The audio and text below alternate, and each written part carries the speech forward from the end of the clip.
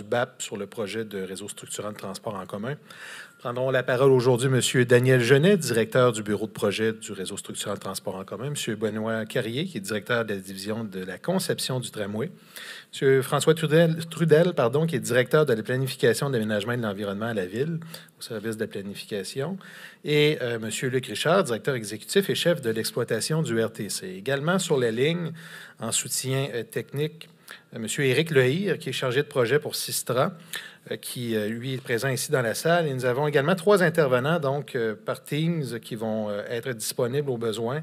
Donc, Mme Diane Bouchard, M. Alejandro Calderon et M. Luc Sanson, donc les 2 premiers du bureau de projet, M. Sanson du RTC également.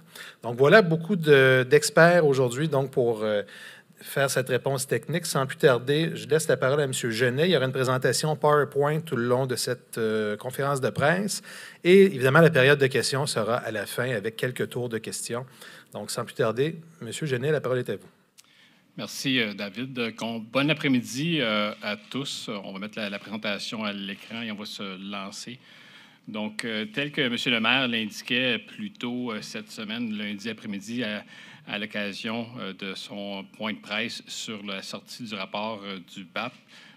Il voulait donner aussi une occasion au bureau de projet aujourd'hui de faire le point sur les principales conclusions du rapport du BAP et aussi l'ensemble des 91 avis qui ont été déposés par la commission d'enquête du bureau d'audience publique en environnement. Donc, c'est vraiment une opportunité exceptionnelle, je trouve, cet après-midi pour le bureau de projet de partager son savoir-être, son savoir-faire et aussi aux journalistes de vraiment aller au fond de toutes les questions qu'ils auraient suite aux publications du rapport du BAP. Quelques consignes juste pour faciliter l'après-midi, parce qu'il y a énormément d'informations très denses dans le rapport du BAP. Et pour vous aider, incessamment, vous allez recevoir par courriel ce qu'on a appelé une matrice des avis. Donc, on est venu capturer l'ensemble des 91 avis qui ont été formulés par le BAP. On est venu les identifier à la page comme telle dans le rapport du BAP et on est venu aussi y insérer la réponse du bureau de projet. Donc, tout au courant de la présentation, vous recevrez ça environ une quinzaine de minutes, cette matrice-là. Tout au courant de la présentation, si vous voulez faire référence à cette matrice des avis, ça va être plus facile pour la suite des choses. Vous avez simplement à citer le numéro de l'avis, la page, et on va tout être sur la même question. Et on pourra aussi parler de la même réponse à ce moment-là pour faciliter les choses. Deuxième chose super importante, après-midi, dans la mesure du possible, encore une fois, toutes les diapositives dans la présentation sont numérotées. Donc, encore une fois, si vous avez des questions bien précises, si vous pouvez nous indiquer la diapositive, c'est plus facile pour y revenir et parler à partir de la même information.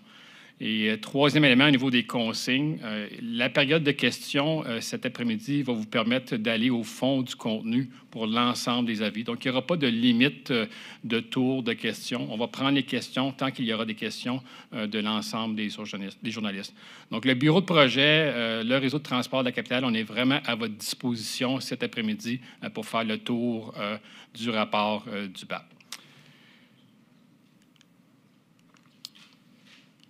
Sans plus tarder, je voudrais revenir premièrement à une mise en contexte rapide avant de passer la parole à mes collègues. Un simple rappel que le projet du réseau structurant de transport en commun, sa genèse a été capturée dans une entente cadre entre le gouvernement du Québec et la Ville de Québec en mars 2018. Et si je résumais cette entente cadre-là à une phrase, c'est que la Ville de Québec met en place un système de transport structurant sur le territoire de la Ville de Québec. Donc ça a été le point de départ de l'ensemble du travail qui a été fait dans le bureau de projet depuis ce moment-là. Quelques mots sur le processus d'évaluation environnementale pour bien expliquer la mécanique qui est associée. Premièrement, il faut se rappeler qu'en janvier 2019, le bureau de projet a déposé un avis de projet auprès du ministère de l'Environnement du Québec.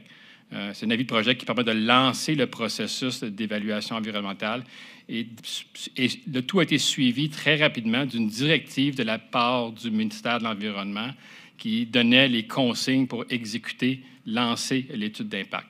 Donc, l'étude d'impact a été lancée par la Ville de Québec, par le bureau de projet en avril 2019. Et on a déposé en décembre passé, 2019, l'étude d'impact. Une étude d'impact exhaustive qui couvrait toutes les facettes du projet. C'est un grand travail d'équipe au niveau non seulement du bureau de projet, mais l'ensemble des services de la Ville et du réseau de transport de la capitale.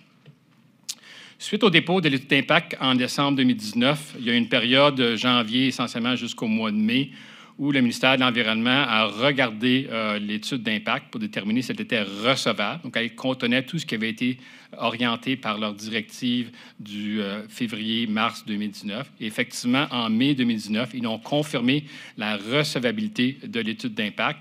Et dès lors, ça a mené au mandat qui a été donné au BAP par le ministre de l'Environnement.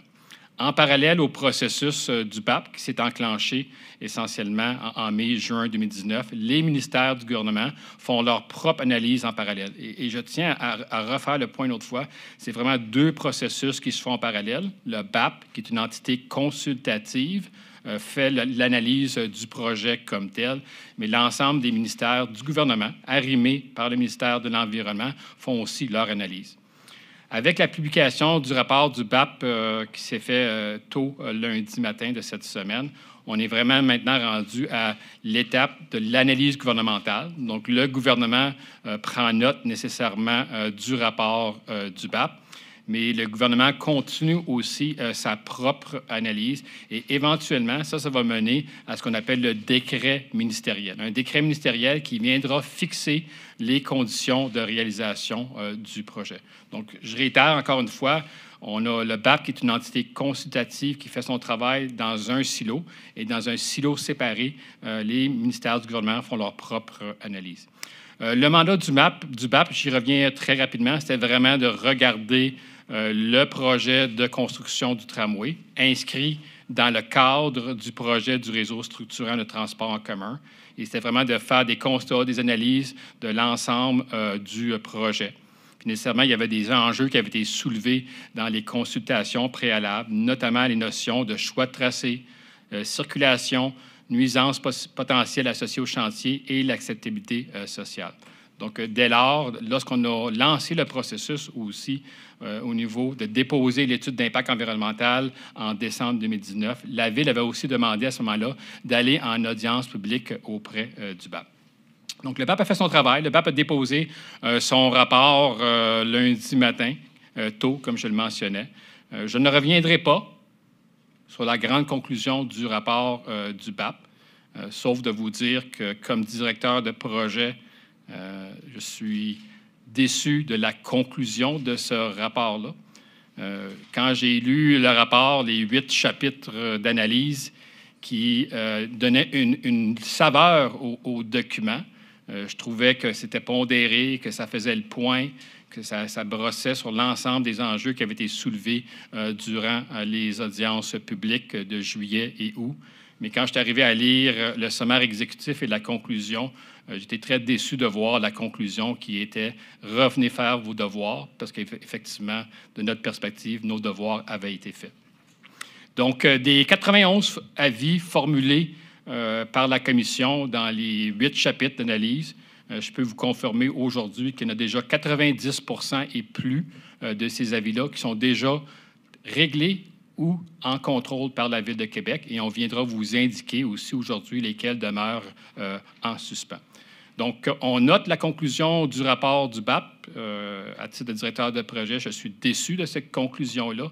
Ceci étant dit, on va venir faire le tour de l'ensemble de l'œuvre cet après-midi. Je voudrais terminer rapidement un dernier mot dans l'introduction. Les parties prenantes. Il y a un travail incroyable qui a été fait par mes collègues dans le bureau de projet. Une gang de jeunes et professionnels les plus aguerris qui se sont donnés corps et âme à ce projet-ci. On a travaillé étroitement avec les services clés de la Ville, avec le réseau de transport de la capitale. On est allé chercher de l'expertise régionale, nationale et internationale pour appuyer notre travail. On a travaillé avec la Société québécoise de l'infrastructure, la SCI, et avec le ministère du Transport du Québec tout au long du processus. Donc, dans un souci de grande collaboration de la part du bureau de projet, on s'est appuyé sur l'ensemble des expertises qui étaient disponibles dans le marché. Donc, sans plus tarder, je file avec le plan de présentation pour l'après-midi. Donc, essentiellement, on vient de compléter la mise en contexte. Il va y avoir 5 grands blocs de présentation, essentiellement. Le premier, c'est qu'on va revenir sur toutes les notions de planification du territoire et du transport en commun. Et mon collègue du service de planification de l'aménagement et de l'environnement, M. François Trudel, fera le point sur cet élément de planification. Par la suite, Benoît Carrier, qui est directeur de la conception tramway dans le bureau de projet, viendra faire le point sur le tracé retenu avec 2 grands sous-éléments, le secteur ouest de la ligne de tramway, donc Chaudière, et aussi la notion du centre d'exploitation et d'entretien. Par la suite, pour le point numéro 4, choix technologique, Benoît aussi va intervenir sur ce point-là. Et intermélangé à l'intervention au point numéro 3, Luc Richard du réseau de transport de la capitale viendra aussi faire le point. Par la suite, au point numéro 5, milieu biophysique et milieu humain, je reviendrai faire rapidement le point sur l'ensemble de ces éléments-là pour terminer avec coûts et gouvernance. Donc, ce qu'on prévoit, c'est une présentation englobante d'environ une 50aine de minutes pour faire le point. Encore une fois, je vous réitère, faites référence à la matrice des avis techniques, mais aussi au numéro de diapo pour revenir durant la période de questions. Donc, sans plus tarder, je passe le flambeau à François.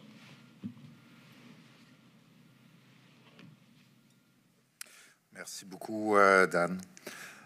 Donc, planification du territoire et la planification du transport en commun et des déplacements actifs. Donc, dans un premier temps, juste un bref rappel de l'ensemble de la séquence qui gouverne les outils d'aménagement et de planification du territoire.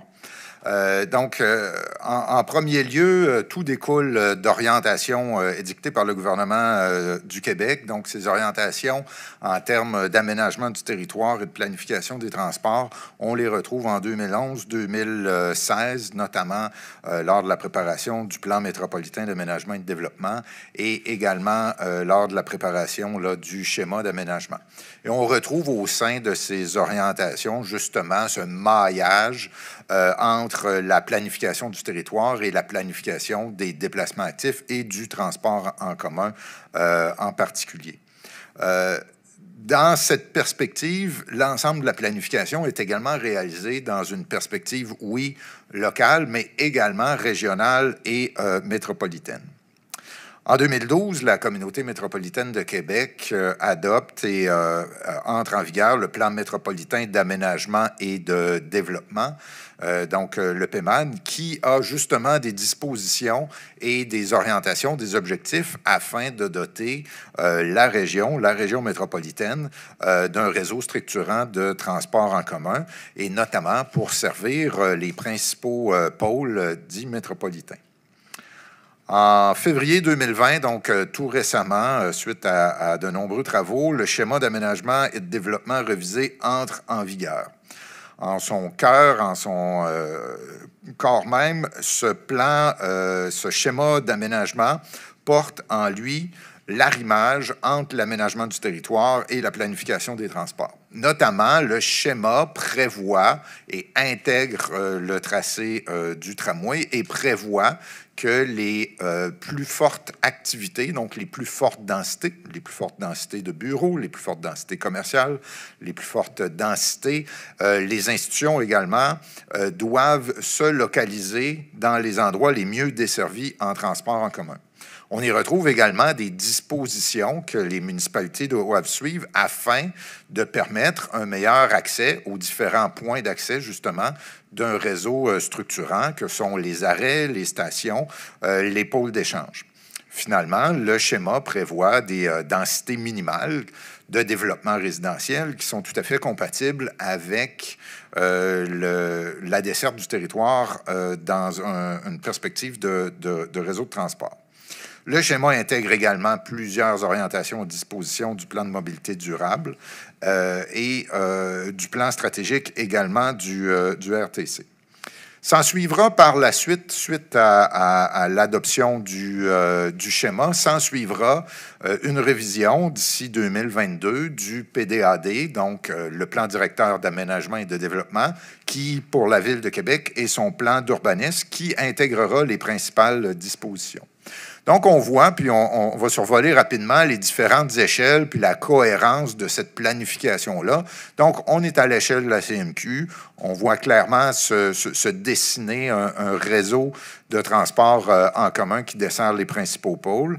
Dans son concept d'organisation spatiale, l'agglomération met au cœur même le réseau de transport, notamment de tramway, mais l'ensemble des composantes également du RTC pour desservir les principaux pôles. Et finalement, à une échelle plus fine, plus détaillée, la Ville entreprendra sous peu un exercice beaucoup plus détaillé de la planification de son territoire aux abords, donc dans l'aire d'influence, du tramway. Donc, on voit ici l'ensemble du tracé du tramway divisé en 15 sous-secteurs. Et la Ville, tout au long de ces exercices de planification, adopte les meilleures pratiques en consultation publique. Donc, même avant l'adoption de la nouvelle, du dépôt de la nouvelle politique de consultation publique, le schéma a été, par exemple, soumis en amont, donc sur une collecte de besoins. Il y a eu un premier projet et par la suite d'autres projets. C'est la même chose qu'on réalise dans le cadre des visions et ça va être la même chose qu'on va réaliser dans le cadre de la planification de ces secteurs-là. Très brièvement, cette planification-là a comme objectif de compléter le triangle, puis de façon très concrète, lorsqu'on parle de l'arrimage entre l'aménagement du territoire, qu'on voit le milieu construit ici, et la desserte de transport en commun pour créer de l'achalandage, essentiellement, l'ingrédient du milieu construit, il y a deux composantes essentielles, qui est la densité, donc de bonne densité à la fois résidentielle, commerciale, des densités qu'on appelle d'activité humaine, et également une qualité du milieu urbain qu'on va appeler la marchabilité. Donc, être capable de se rendre de façon sécuritaire, confortable, cohérente, lisible, vers un arrêt, vers un point de service d'un service de transport en commun qui, lui, doit desservir de multiples destinations à une bonne fréquence, une bonne amplitude, bien sûr, dans le confort. Et c'est en réunissant ces éléments-là qu'on peut créer de l'achalandage. Donc, ce qui amène toute la logique de baser l'ensemble du tracé sur la densité d'activité humaine, qui est ni plus ni moins le nombre de résidents, plus le nombre d'emplois, plus le nombre d'étudiants, divisé par une superficie. Donc, ça nous donne un coefficient, ça nous donne un indice. Plus il est élevé, donc plus on a une densité, donc, et à ce moment-là, plus le mode de transport et de transport en commun doit être capacitaire. Donc, on voit tout de suite, au premier coup d'œil, la superposition du tracé et les endroits dans la Ville de Québec où on a l'indice d'activité humaine la plus forte. Bien sûr, j'attire votre attention sur la partie qui est à l'ouest et qui tombe dans le bleu, le secteur Chaudière. Donc, bien évidemment, actuellement, l'indice d'activité humaine est plutôt faible. Mais la Ville a entrepris, mais pas récemment, la Ville a entrepris depuis au moins 1985 la planification de ce secteur de développement. Donc, dès 1985, le secteur Chaudière a été dans le premier périmètre urbain de 1985. En 2005, le plan directeur d'aménagement et de développement, donc le plan d'urbanisme, identifie ce secteur comme étant un secteur de développement à privilégier. Dès 2007, certains développements résidentiels s'enclenchent. En 2015, des modifications au schéma permettent certains développements. Et en 2022, donc l'adoption du schéma, mais surtout le début de la vision de l'aménagement du territoire. Pour le secteur Chaudière, il faut camper deux choses. Premièrement, cette centralité. Le secteur Chaudière se trouve à vol d'oiseau à environ 3 km du plateau Sainte-Foy et de l'Université Laval, a également vol d'oiseau 3 km de l'aéroport et à peine à 10 km du centre-ville. Donc, c'est quand même un endroit qui est central.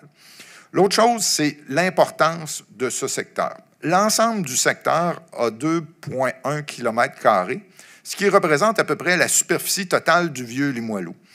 Et quand on prend la partie qui serait aménageable, développable et qu'on souhaite mettre en valeur, notamment en conservant, donc on se retrouve avec une superficie qui est grande comme le campus de l'Université Laval.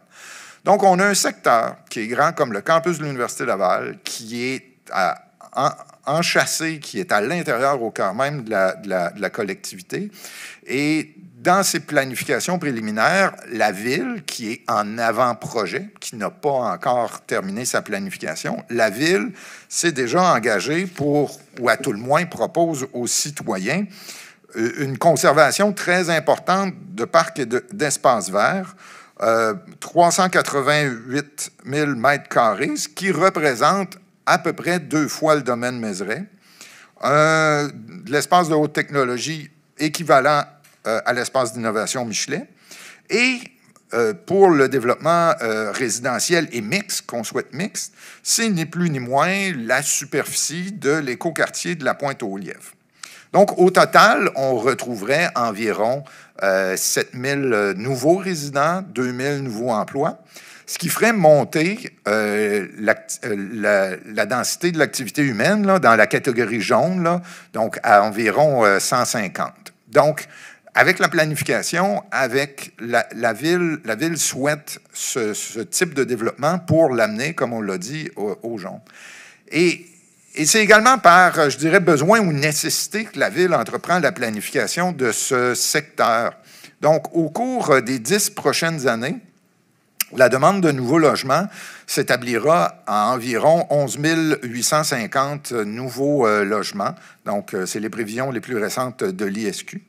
Actuellement, sur le territoire de la Ville de Québec, comme potentiel de logement, suite à l'adoption de la version, bien sûr, 2020 du schéma, on a un potentiel de 8 500 nouveaux logements. Ce qui inclut, dans ce 8 500-là, ce n'est pas seulement de nouvelles ouvertures de rues, ce qui inclut à la fois la densification dans des quartiers existants et également l'utilisation de terrains vacants.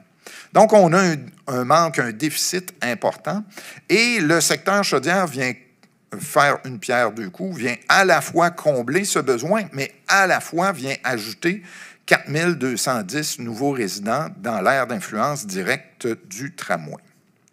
Donc, pour revenir plus spécifiquement aux avis, puisqu'on a fait un survol de l'ensemble des avis, donc, bien sûr, le réseau structurant est au cœur de la planification, on l'a démontré, et je pense également que ça a été reconnu là, dans le rapport du BAP. Le schéma a eu la double conformité à la fois du gouvernement du Québec et à la fois de la communauté métropolitaine. On voit également que le tramway puis les nombreuses composantes permettent justement cette approche régionale qui est souhaitée. La vision d'aménagement Chaudière est toujours en cours d'élaboration, mais les orientations de la Ville sont vraiment à l'effet qu'il soit un développement tout à fait compatible avec le déploiement d'un réseau structurant. Et il y a plusieurs autres actions et suivis des recommandations qui sont déjà en cours. Par exemple, récemment, la Ville vient de lancer sa vision sur la mobilité active qui vient justement dans un de ses piliers qui va venir déterminer et aider à identifier les meilleurs cheminements piétons vers les stations du tramway. Voilà ce qui complète cette partie. Je vais céder le témoin à mon collègue Benoît.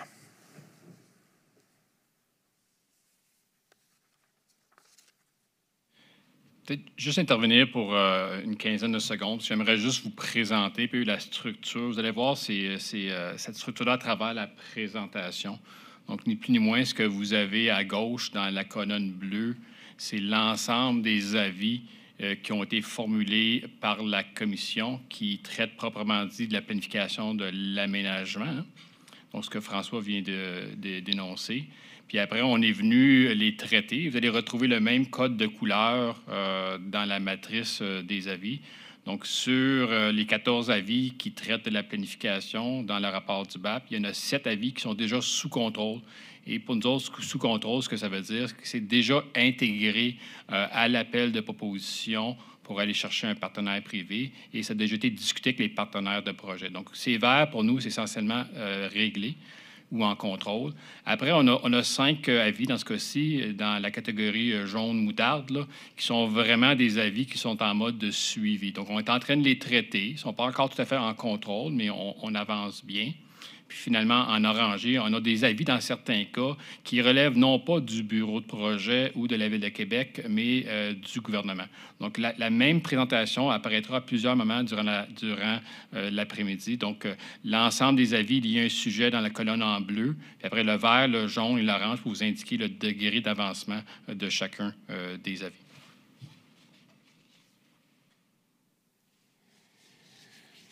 Donc, merci François, merci Dan. On va revenir un petit peu cet après-midi sur le choix des tracés et des options technologiques retenues. François a déjà mis un peu la table là, sur des éléments relatifs au tracé. Donc, si on poursuit pour la présentation. On a ramené un peu dans le cadre de cette section-là de la présentation certains éléments qui nous ont été soulevés là, par les différents avis formulés par le BAP. Sans vous lire nécessairement les avis, vous avez la présentation en main. On revient sur certains éléments clés. Le premier étant qu'on devrait regarder le choix de tracé en fonction de caractéristiques de mode de transport. En réalité, c'est tout à fait l'inverse.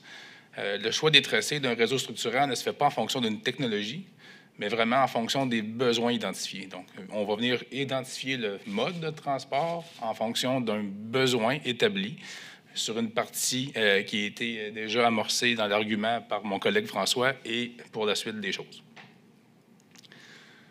Donc, c'est tout à fait documenté dans notre domaine. En transport en commun, un réseau doit être configuré pour relier les grands générateurs de déplacement. Donc, on voit ici, par la carte qui est à droite, qui va servir d'illustration, un mixte entre la densité d'activité humaine précédemment mentionnée par François et l'intensité des déplacements qui se dirigent soit à l'intérieur des quartiers ou en provenance de différents milieux. Et l'intensité des déplacements vient déterminer là, où les gens vont se rendre. Et plus il y a de la mixité, plus il y a de l'activité humaine, plus la densité des déplacements s'y retrouve. Cette carte nous permet de vraiment voir deux choses, là où se retrouvent les principaux pôles de déplacement, mais aussi les axes qui s'y dessinent. Et c'est important, la notion des axes qui s'y dessinent, dans le sens où le choix des tracés des lignes structurantes sont basés aussi où se trouve beaucoup d'activités toute la journée. On n'est pas dans un mode de transport où on veut déplacer les gens d'une pointe du matin et d'une pointe du soir. On veut vraiment établir une option de transport qui sert toute la journée. Et pour ce faire, les déplacements doivent aussi être faits en grand volume toute la journée. Donc, l'intensité des déplacements sur 24 heures qui est représentée par la carte vient vraiment tracer ces grands axes de déplacement intenses. Donc, en fonction des volumes et des déplacements à transporter, là, on va venir retravailler sur les choix technologiques qui doivent répondre en capacité et en faisabilité technique, évidemment, qui tient compte des milieux du milieu traversé. On a une ville qui est particulière, on a une topographie, on a des quartiers qui ont différentes identités et particularités, et là, c'est les éléments plus technologiques qui viennent par la suite. Donc ça, c'est la base pour nous en tant que planificateurs.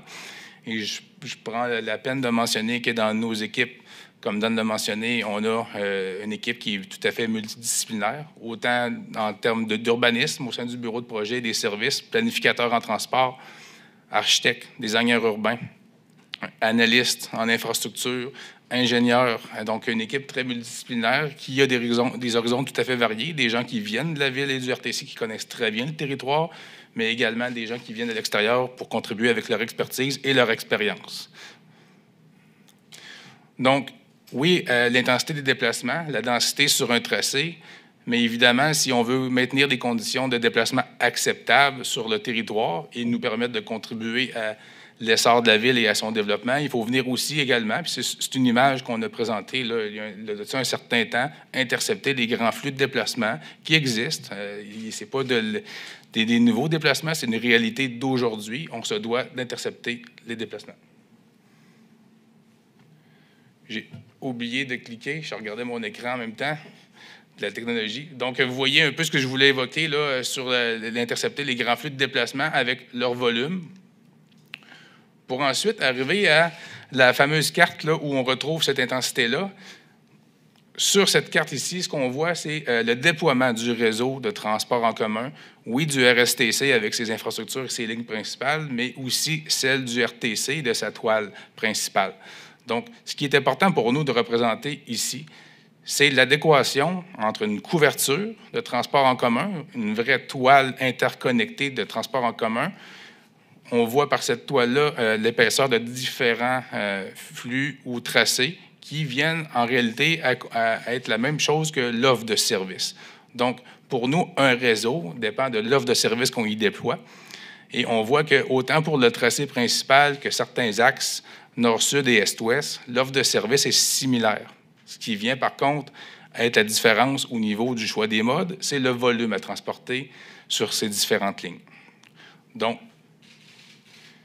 sur la carte suivante, on voit ici que l'adéquation entre l'intensité et le choix des différents services vient en relation avec le volume de déplacement à y transporter.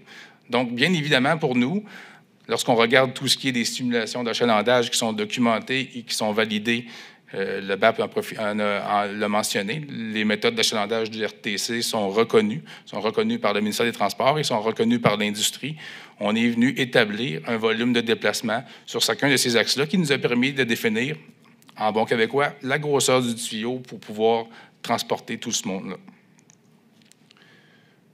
Donc, à ce réseau, on doit relier les générateurs, desservir les grands axes, là où il y a beaucoup de personnes, et aussi intercepter les grands flux dans un objectif de connectivité globale du réseau. Et je vais inviter Luc Richard, mon collègue du RTC, à venir élaborer sur le sujet. Merci, Benoît.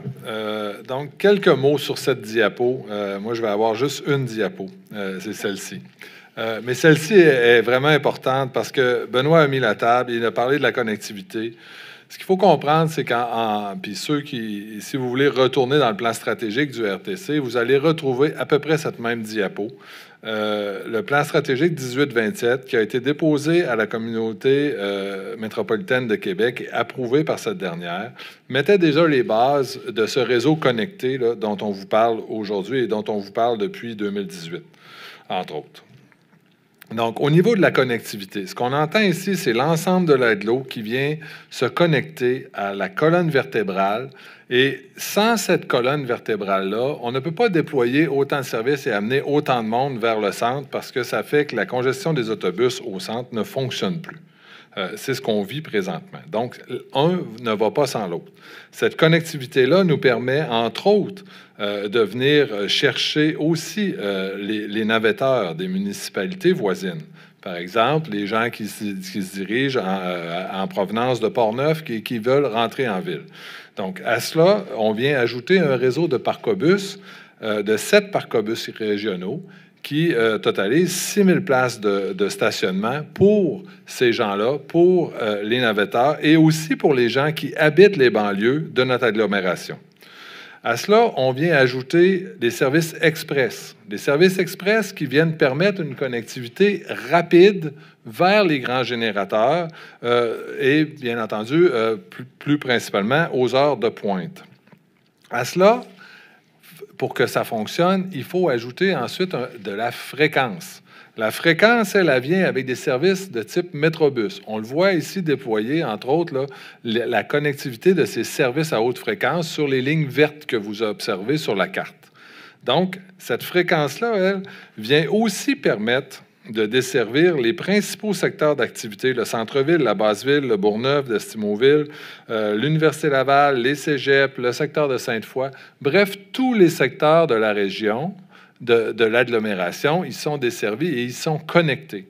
Ce qui permet non seulement de se connecter à la colonne vertébrale, mais aussi de permettre la connexion de la colonne vertébrale vers ces secteurs-là avec des services fréquents.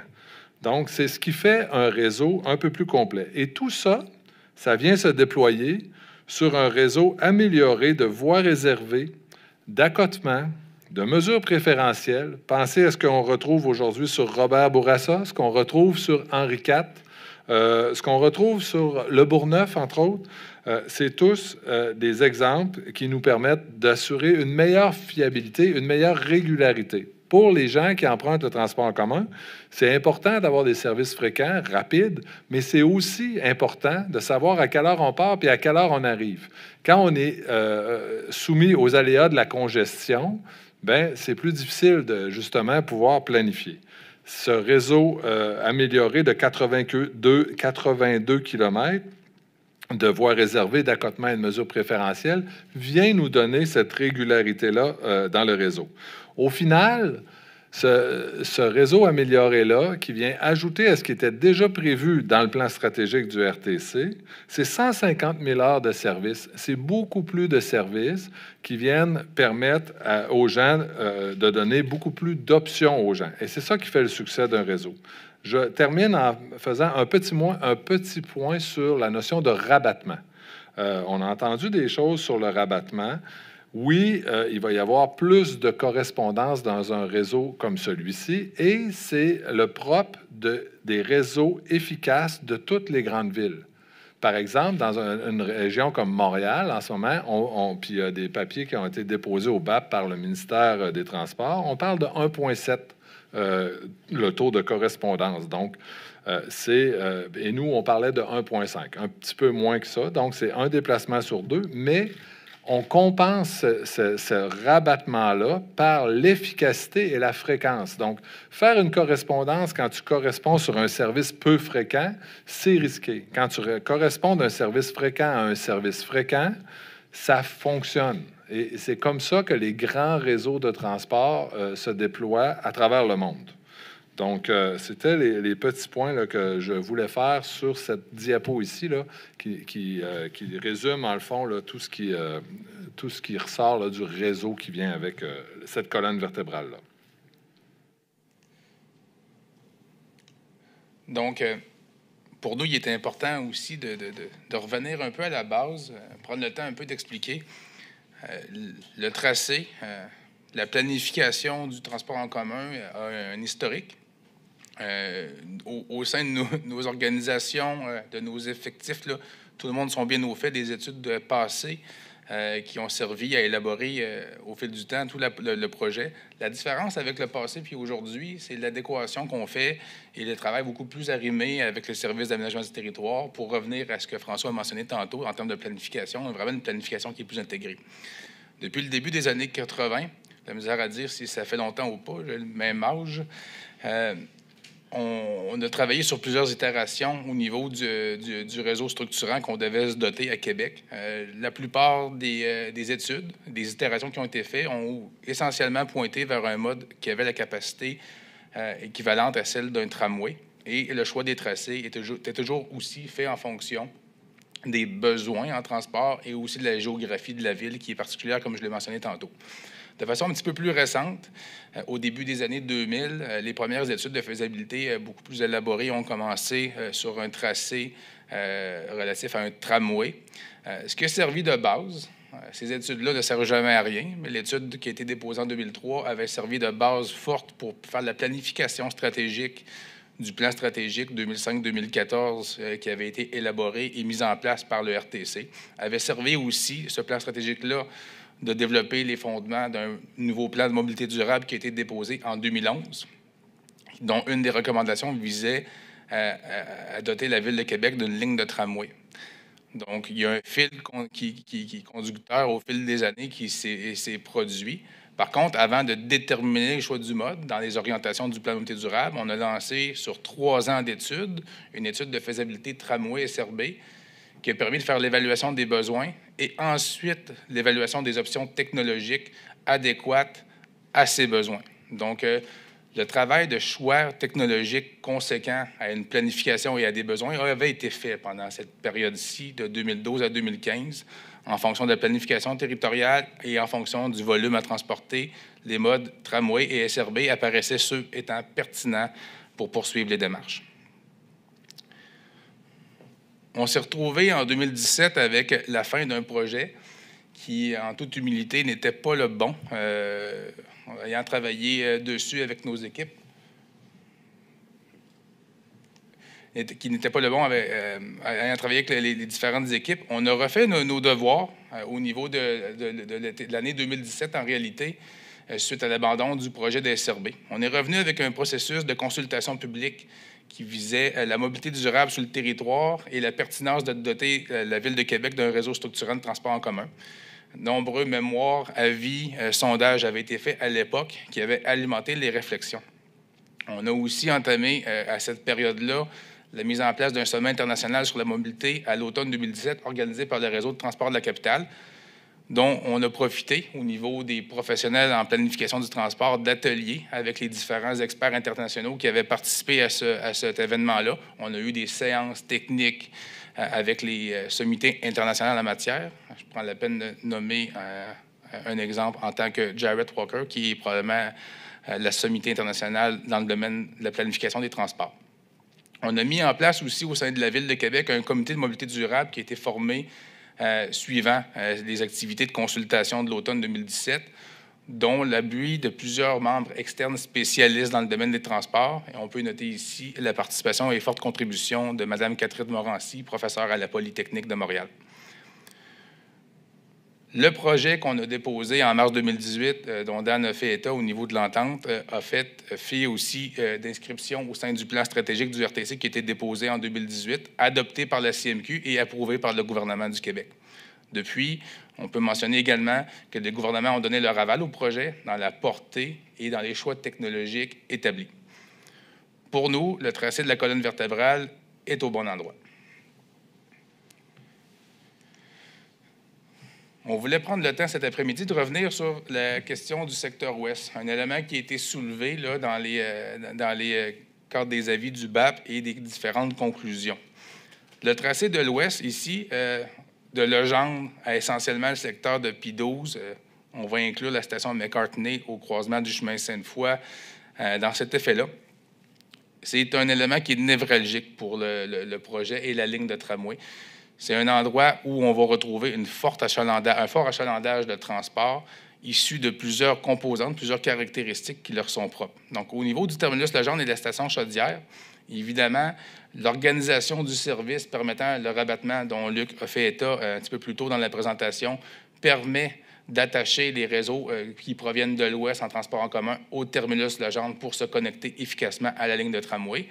On vient également, par l'aménagement d'un agrandissement d'un parc incitatif de stationnement, un parc-bus, augmenter la capacité pour intercepter les fameux flux qui se destinent vers le centre-ville et Sainte-Foy, qui contribuent à la congestion actuellement. Donc, ces deux intrants-là font en sorte qu'il y a un fort achalandage qui est confirmé dans les simulations d'achalandage faites par le RTC. Également, pour ce qui est du terminus Legendre et de la station Chaudière, on vient pouvoir permettre la création et le développement du fameux TOD mentionné par François. Un petit peu plus au sud, en direction de Sainte-Foy, la station McCartney mérite son attention également dans la branche ouest. C'est un point de connexion majeur avec le Métrobus 807 qui va permettre aux gens de l'ouest de se destiner soit à Marly ou soit pour tout l'axe du chemin Sainte-Foy où on y retrouve cégep et différentes institutions, que ce soit de santé ou de bureaux, le long du chemin Sainte-Foy. On parle souvent de densité de déplacement ou de densité urbaine. La station McCartney a le même type de bassin de population et d'emploi que ce qu'on peut retrouver dans le secteur de Montcalm et de Limoilou. Donc, on voulait rectifier aussi les questions de densité dans ce sens-là, parce que la station est aussi forte que les quartiers centraux de la ville. Quand on regarde sur une pointe du matin ou sur l'ensemble de 24 heures, uniquement ces trois stations-là viennent effectuer 20 500 déplacements sur la ligne de tramway. Donc, c'est majeur, c'est un fort volume qui mérite d'être capté adéquatement.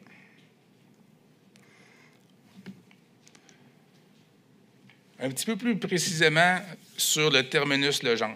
Le terminus Legendre, par ses caractéristiques de rabattement des services qui rendent la connexion plus efficace au transport en commun, par la mise en place de son stationnement incitatif et le fait qu'il vient bien desservir la population locale, compte le plus grand nombre de montées en pointe du matin sur toute la ligne du tramway. Donc, ce n'est pas peu significatif, c'est important. Cette station-là, à elle seule, vient être la plus importante de la ligne de 22 km en termes de montée pour se rendre dans une destination le long de la ligne de tramway. Son importance au terminus Legendre est aussi capitale que le pôle Saint-Roch, le pôle Sainte-Foy et celui du pôle de l'Université Laval en termes d'organisation du réseau et en termes de volume de déplacement. On voit par la figure suivante, à l'extrémité gauche du graphique, le volume de montée. Les éléments en bleu sont les montées. Les éléments en rouge, les barres en rouge sont les descentes le long de la ligne en direction est de 7h à 8h du matin, donc à horaire, au taux horaire. Et on voit une courbe qui vient déterminer la charge du tramway le long de sa ligne, ainsi que la ligne qui est en jaune qui détermine la capacité en fonction de l'offre de service aux 4 et 8 minutes. Donc, on voit ici clairement que le nombre de montées qui sont effectuées au terminus Chaudière, au terminus Legendre, sont très importants et même plus grands que toutes les autres stations en direction est. Et en relation à l'image suivante, sur la direction ouest, donc de Charlesbourg vers Legendre, on voit aussi que c'est la station qui charge le plus de la ligne de tramway au complet. Donc ici, simplement pour illustrer la conception préliminaire qui nous permet de monter toutes nos exigences techniques relatives à la conception du terminus Legendre, qui permet connexion des bus, connexion au niveau de la mobilité des gens du STAC, des taxis, du dépose-minute et d'un stationnement incitatif directement sur la station du tramway. Pour revenir sur le développement, c'est une des intentions de faire une planification intégrée entre transport en commun et développement urbain. Je ne reviendrai pas sur les fondements du TOD expliqués par François. Par contre, on a, dans un souci d'intégration de deux projets, d'un projet de transport, de s'intégrer adéquatement, de s'intégrer au niveau de la qualité architecturale qui va devenir un incitatif, mais aussi de créer un milieu très intéressant pour les futurs résidents. Et pour rappel, on parle de 7 000 nouveaux résidents et 2 000 nouveaux emplois. Donc, ce qu'on peut voir ici, c'est l'insertion du tramway dans la montée Mendel et la contribution du TOD Legendre qui va faire aussi augmenter encore plus l'achalandage du secteur par rapport à ce qui a été illustré dans les graphiques précédents. Autre notion qu'on voulait prendre bien le temps d'exprimer cet après-midi, c'est la notion du centre d'entretien et d'exploitation. Une ligne de tramway ne peut pas fonctionner sans centre d'entretien et d'exploitation. C'est un élément qui est névralgique à la performance d'un système. Sa conception et sa façon d'être traitée doit être absolument efficace pour pouvoir permettre de sortir tous les rames nécessaires à offrir le service pour le tramway. En fonction de la ligne, en fonction de l'offre de service, on a besoin d'espace de 45 000 m² de terrain. Le choix judicieux que la Ville a fait pour pouvoir déterminer sa localisation sur un ancien site d'enfouissement de la Ville de Québec qui permet d'éviter plusieurs contraintes environnementales importantes d'insertion d'un équipement de cette nature-là sur le territoire et aussi le plus performant pour la ligne de tramway. Pour deux raisons. La proximité de la ligne en tant que telle, pour éviter les pertes de productivité, mais aussi la proximité de son terminus Legendre, pour pouvoir injecter efficacement les différentes rames de tramway qui circulent sur la ligne. Et il est important pour nous de mentionner qu'un équipement de cette nature-là prend de la place, a des besoins spécifiques, a des contraintes techniques, et c'est le seul site de cette dimension qui répond aux besoins sur l'ensemble du tracé de 22 km de tramway. Donc, en termes clairs, il n'y a pas d'autre endroit qui nous permet de déployer un centre d'entretien. Prendre le temps ici d'exprimer sur une conception préliminaire la grandeur du site, 45 000 m² de terrain pour permettre les différentes fonctions, mais au niveau du bâtiment, On a des hivers, on est au courant, on le travaille en conséquence. La superficie d'un tel équipement est énorme. On parle de 33 000 mètres carrés de bâtiment qui permet, et c'est pour ça que c'est grand, de couvrir l'essentiel de ce qu'on appelle le plan de voie et des communications.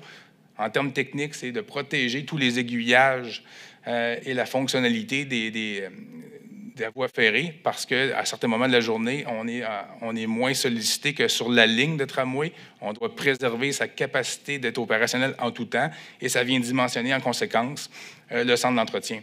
Son voisin, qui est non sans être un petit bâtiment, le IKEA, que vous connaissez tous, a 22 000 mètres carrés de bâtiment. Donc, on est à 50 % plus grand que le IKEA voisin, qui est déjà conséquent.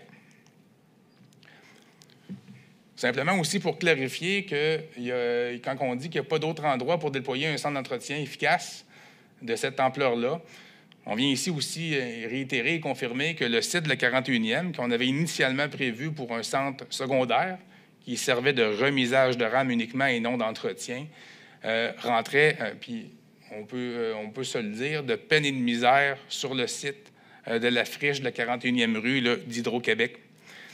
À l'époque, avant qu'on ait la compétence de Sistra et de nos différents consultants, on voulait s'assurer d'une certaine robustesse d'avoir un deuxième centre de remisage uniquement pour pouvoir injecter sur la ligne Charlesbourg dans le nord. On s'est rendu compte, en travaillant plus finement, de plusieurs éléments, et il n'y avait pas d'avantage en termes d'injection des rames au nord. On était beaucoup plus efficace avec un seul centre, et on pouvait donner ce service-là plus aux clients qu'en se déplaçant à vide. Pour revenir sur la capacité du site, je vous disais 45 000 mètres carrés de terrain, 33 000 mètres carrés de bâtiment. Le site du CEE a moins de 30 000 mètres carrés. Le bâtiment, qui était aussi en totalité couverte pour le CEE de remisage, était de 18 000 mètres carrés. On pouvait accueillir uniquement 20 rames, alors que le besoin de remisage est de 40. Et il y avait uniquement de l'entretien très mineur qui se faisait sur le site. Donc, l'entretien majeur qu'on a besoin de faire pour une ligne de tramway et une flotte de rames ne pouvait pas et n'était pas compatible au site. Autre élément qui a fait en sorte qu'on écoutait la population au sein des différentes consultations publiques et aussi essayer d'intégrer un projet qui fonctionne dans son milieu. On était tout à fait conscient, en ayant fait le travail plus élaboré dans le détail, que le site de la 41e se trouvait à une très grande proximité du corps bâti et des résidents du secteur. Un bâtiment, dans ce cas-ci, de près de 20 000 mètres carrés, couvert le long des résidences et des blocs de logement, n'était pas tout à fait compatible avec le milieu. Et ça a fait partie des réflexions qui ont mené à déterminer le CE à Legendre également. Au niveau des choix technologiques, je vais y aller un petit peu plus rapidement, simplement pour mentionner ce que j'ai dit tantôt. Les choix technologiques, quand on nous demande de revenir aux analyses détaillées d'options, on l'a fait à l'époque de l'étude de faisabilité suite au plan de mobilité durable, et l'analyse des choix technologiques possibles et adéquats aux besoins de transport, au volume estimé à long terme dans un horizon de planification, était le SRB et le tramway. Simplement pour poursuivre sur les options technologiques, je fais fi des avis en haut que vous pouvez lire. Le tramway, pour nous, est le bon mode au bon endroit. L'étude qui a été réalisée par Sistra, qui est une firme internationale qui a énormément d'expérience dans tous les modes structurants de transport, a confirmé que le mode tramway était le bon. Les experts indépendants du HEC, du MTQ, et de leurs consultants engagés qui sont Ingérop sont d'accord avec les conclusions de l'étude de Sistra. Et depuis, nos différents échanges avec les ministères des Transports qui ont mandaté d'autres experts viennent valider aussi pleinement le choix du tracé comme le mode le plus capacitaire et adéquat, en écartant la possibilité qu'un métro ou un SRB soit une solution adéquate pour le projet. Donc, on vient confirmer ici, encore une fois, le tramway.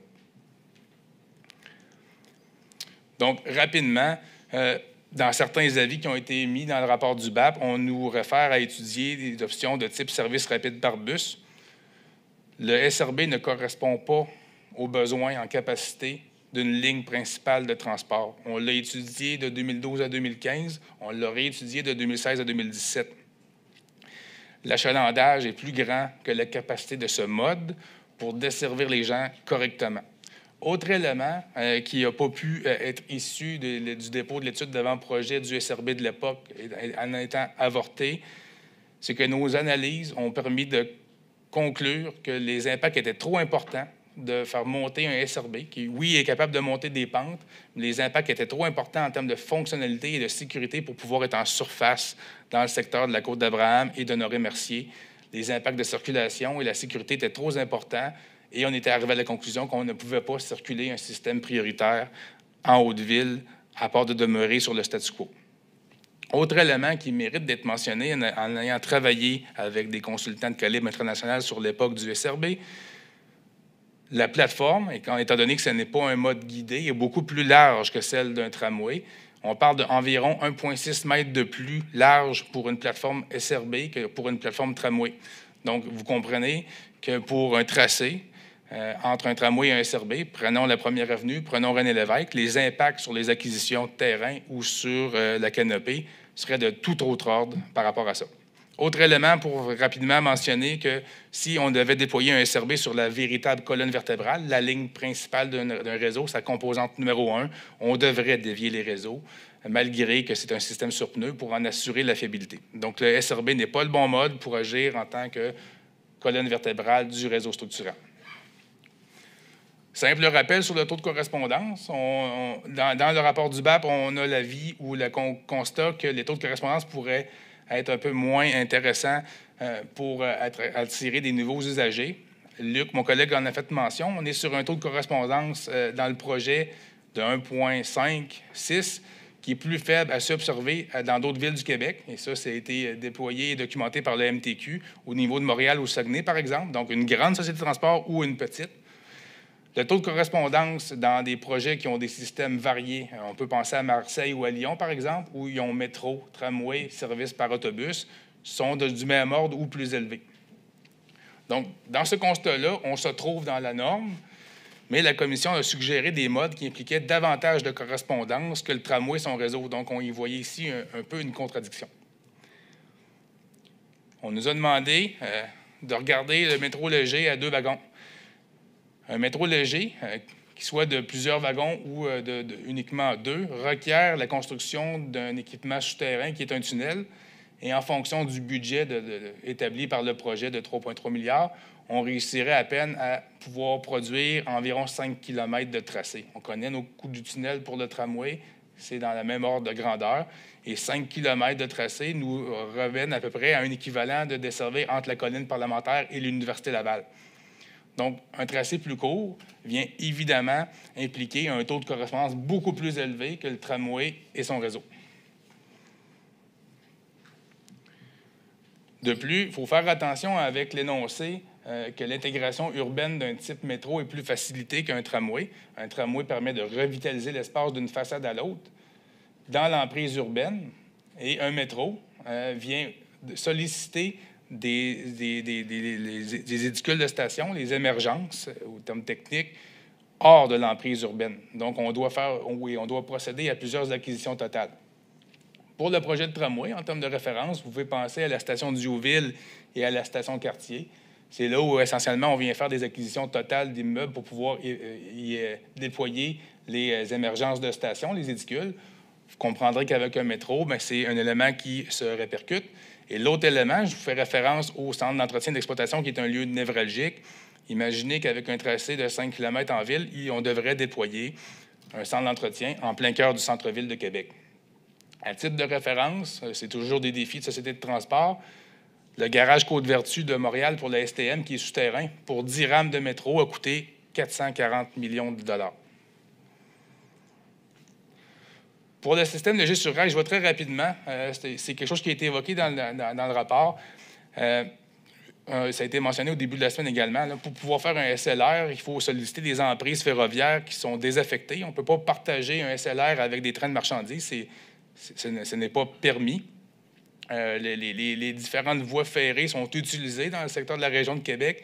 Il n'y en a pas qui sont désaffectées, mis à part le corridor des cheminots qui a été converti en piste cyclable. Là. Donc, ce n'est pas à propos nécessairement.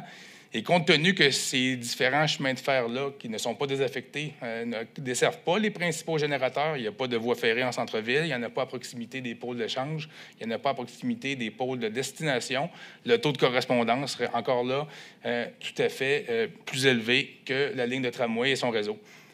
Et en plus, on viendrait avoir un système très lourd qui viendrait se rabattre à un moment quelque part sur un réseau de bus, donc vider une chaudière à l'intérieur de plusieurs verres d'eau, ce qui ne fait pas de sens. Donc, comme pour mon collègue François, du côté du tramway, des modes technologiques et choix de tracé, il y avait 13 avis, 12 avis qui, pour nous, au niveau du bureau de projet, sont sous contrôle, un qui est actuellement suivi. Pour résumer ma partie de présentation, les éléments suivants. Le tracé et la colonne vertébrale du réseau est au bon endroit. Ils permettent de bien desservir et relier les grands générateurs de déplacement, comme on l'a pu l'illustrer. Il se situe où se trouve une forte densité d'activité humaine, là où les volumes de déplacement se font toute la journée. Donc, pour avoir un système fréquent, il faut qu'il y ait des déplacements qui se font toute la journée le long de ces axes-là. C'est confirmé. Il vient intercepter les flux importants de l'ouest du territoire, qui sont des contributeurs à la congestion, à la convergence des différentes autoroutes pour rentrer en ville dans le secteur de Sainte-Foy. Et c'est une solution alternative qui vient éviter cela de se perdurer. Le tramway est le bon mode au bon endroit qui permet de répondre techniquement au tracé. Donc, une fois les besoins identifiés, on vient répondre correctement avec un tracé qui fonctionne au niveau technique.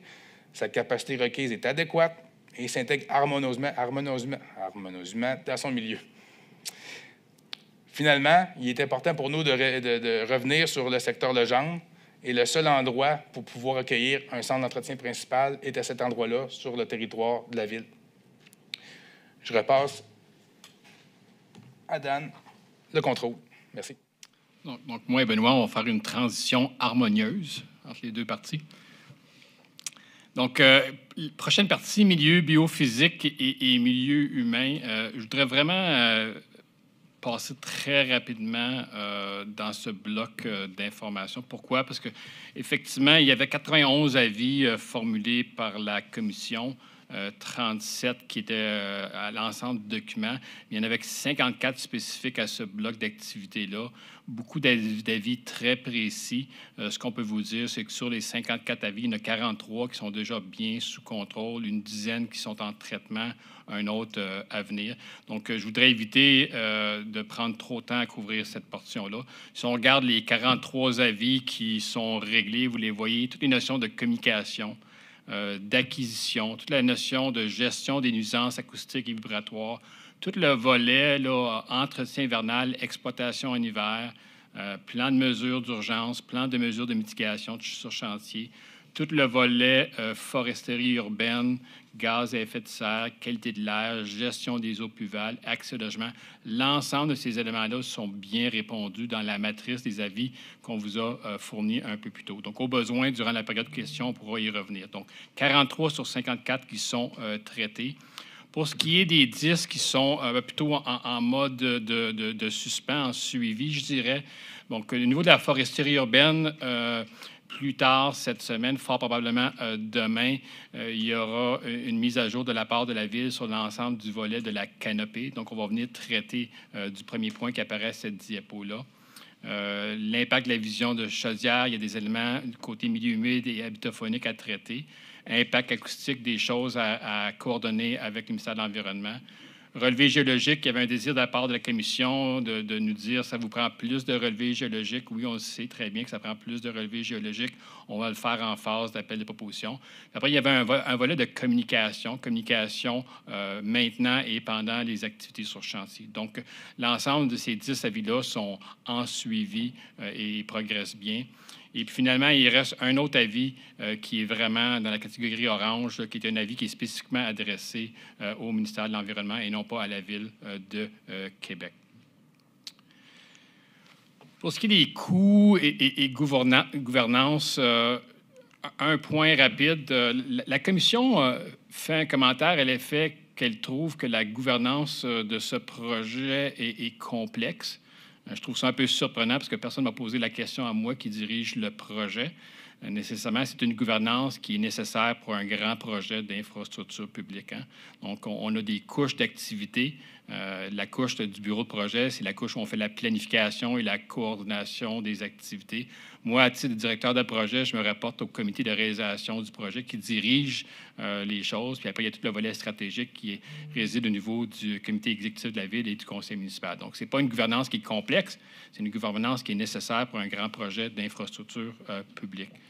Même mécanique au niveau d'expliquer les avis liés à les coûts et la gouvernance. Donc, il y a 7 avis qui sont déjà bien en contrôle, notamment au niveau de l'équilibre des responsabilités entre le partenaire privé et l'autorité publique.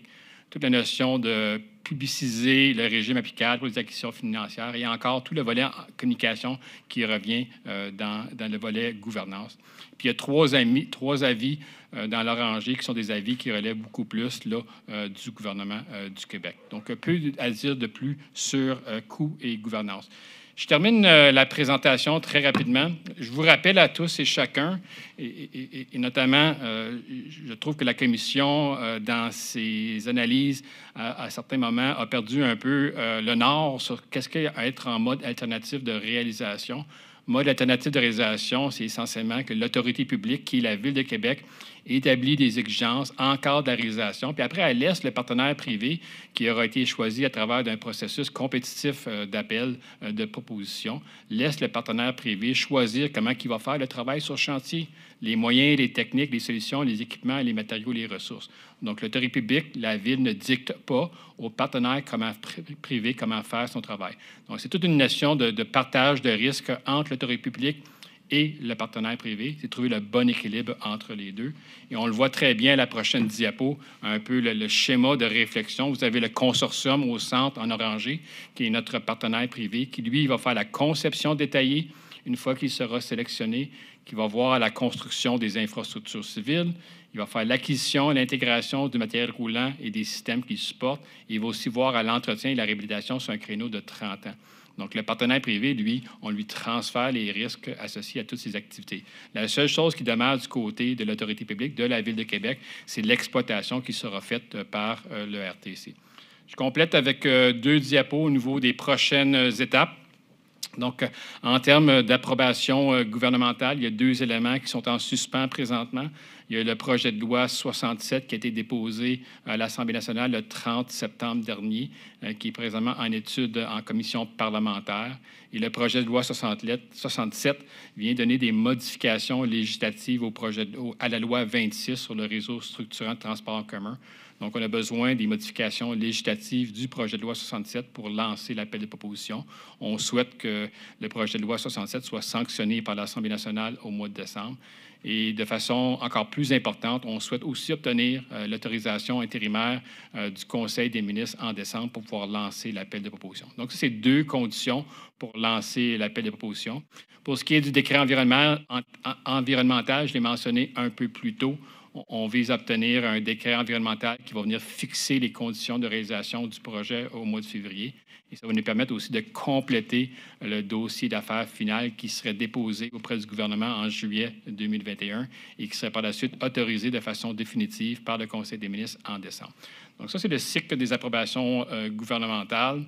Pour ce qui est de l'appel de proposition, vu la pause entre l'appel de qualification qui s'est terminé au mois d'août et le lancement de l'appel de proposition au moment qui sera déterminé par le gouvernement du Québec, il y a toute une notion de rencontre de suivi. Donc, à titre de directeur de projet, je rencontre les candidats sur une base mensuelle pour faire le point avec eux autres, pour faire avancer les choses.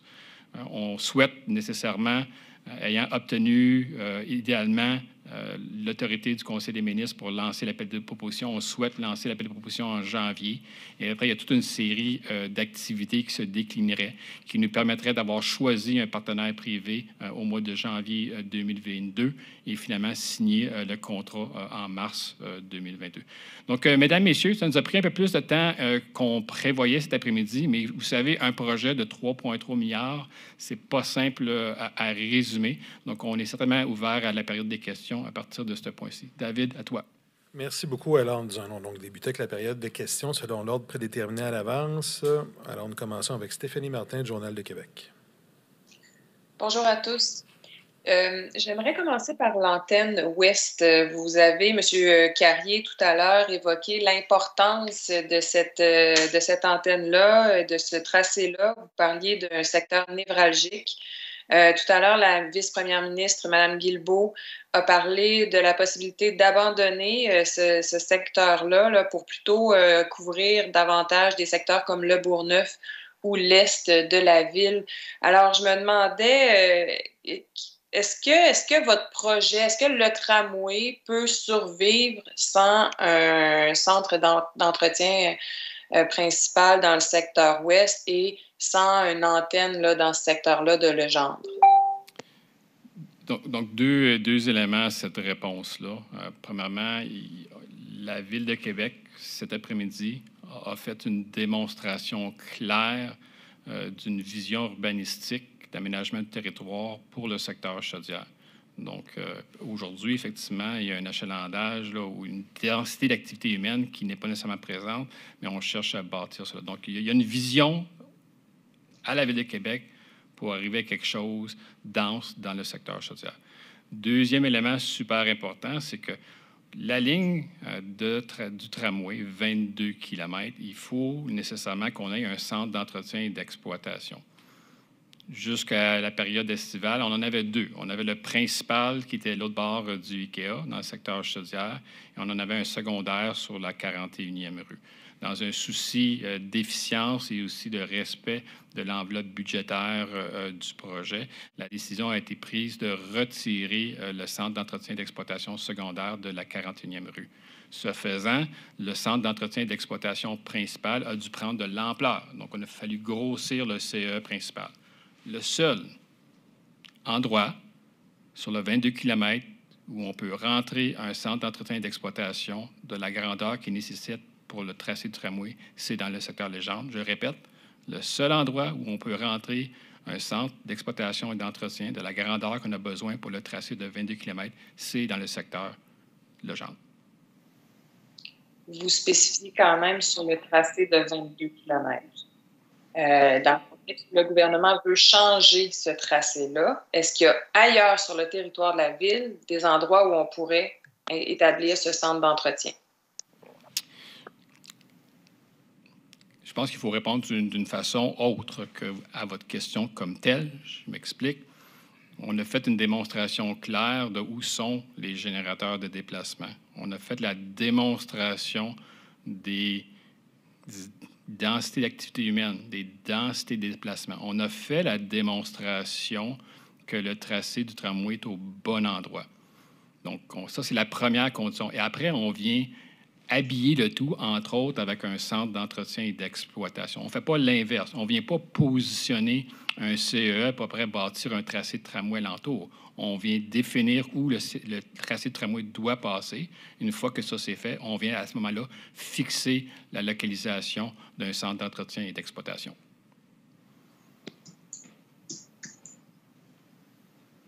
Est-ce que vous avez une sous-question? J'aimerais savoir si vous pensez que la commission avait la compétence pour étudier ce projet-là, puis est-ce que vous décelez une quelconque influence politique, vu que les conclusions vont un peu dans le sens du discours ambiant tenu par le gouvernement au cours des derniers mois? Loin de moi de vouloir questionner la compétence de la commission. Ils ont fait un travail honnête. Comme je l'ai mentionné en introduction, je suis professionnellement et personnellement déçu des conclusions du rapport. Quand je vois tout le travail qui a été fait par les professionnels de la Ville de Québec, du bureau de projet du RTC, les experts internationaux, on considère qu'on avait fait un travail honnête et expert à l'égard de tout ça. Donc, je ne questionnerai pas la compétence de la commission. Par contre, je suis en désaccord avec leur conclusion qui est qu'on devrait faire une nouvelle analyse des options du projet. On poursuit avec Louise Boisvert de Radio-Canada. Oui, je me demandais, à la page 28-29 de votre présentation, on voit bien que dans le secteur Le Bourgneuf, il y a du rouge. J'y retourne moi-même, là, mais... Non, c'est bon, on va y arriver. Premier arrivé gagne. Ah, c'est-tu 28-29? Non, c'est 19-20, excusez-moi. On y arrive. Ça doit être 20. À 20, oui. On voit le terminus Galerie de la Capitale, là.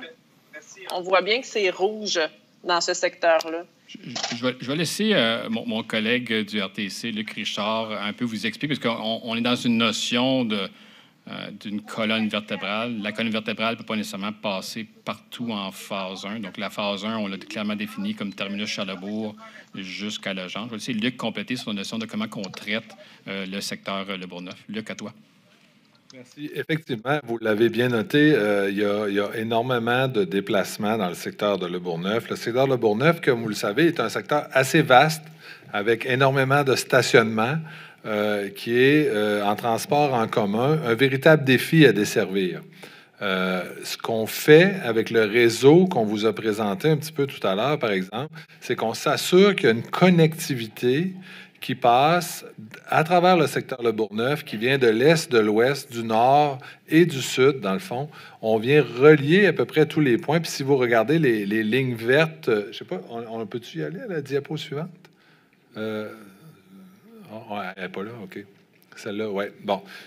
Si on regarde les lignes vertes ici, c'est ce qu'on a fait, dans le fond. On s'assure de connecter tous les services qui peuvent, à travers Le Bourgneuf, dans le fond, pour assurer cette desserte-là.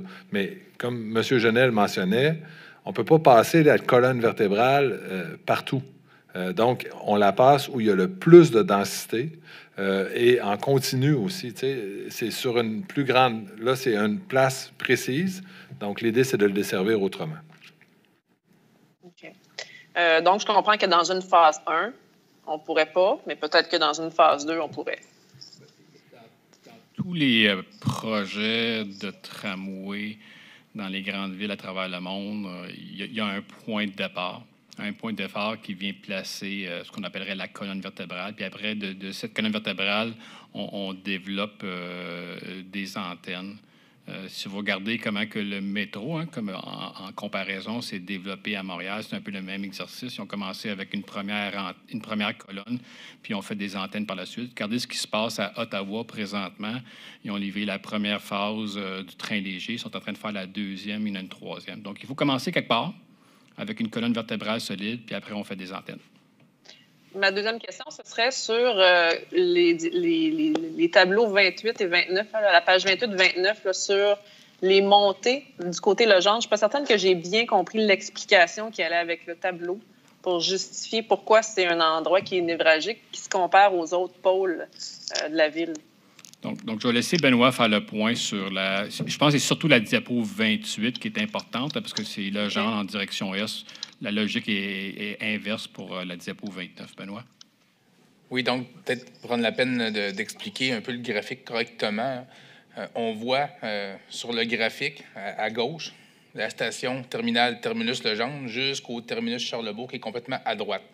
Ce qui sont les barres en bleu sont les montées pendant la période de 7h à 8h, donc à l'heure de pointe, sur la ligne en direction est. Donc, on voit chacune des stations avoir des montées qui sont en bleu en termes de volume et aussi un volume de descente. Évidemment, à la station numéro 1, il n'y a personne qui y descend, donc on ne voit pas de descente.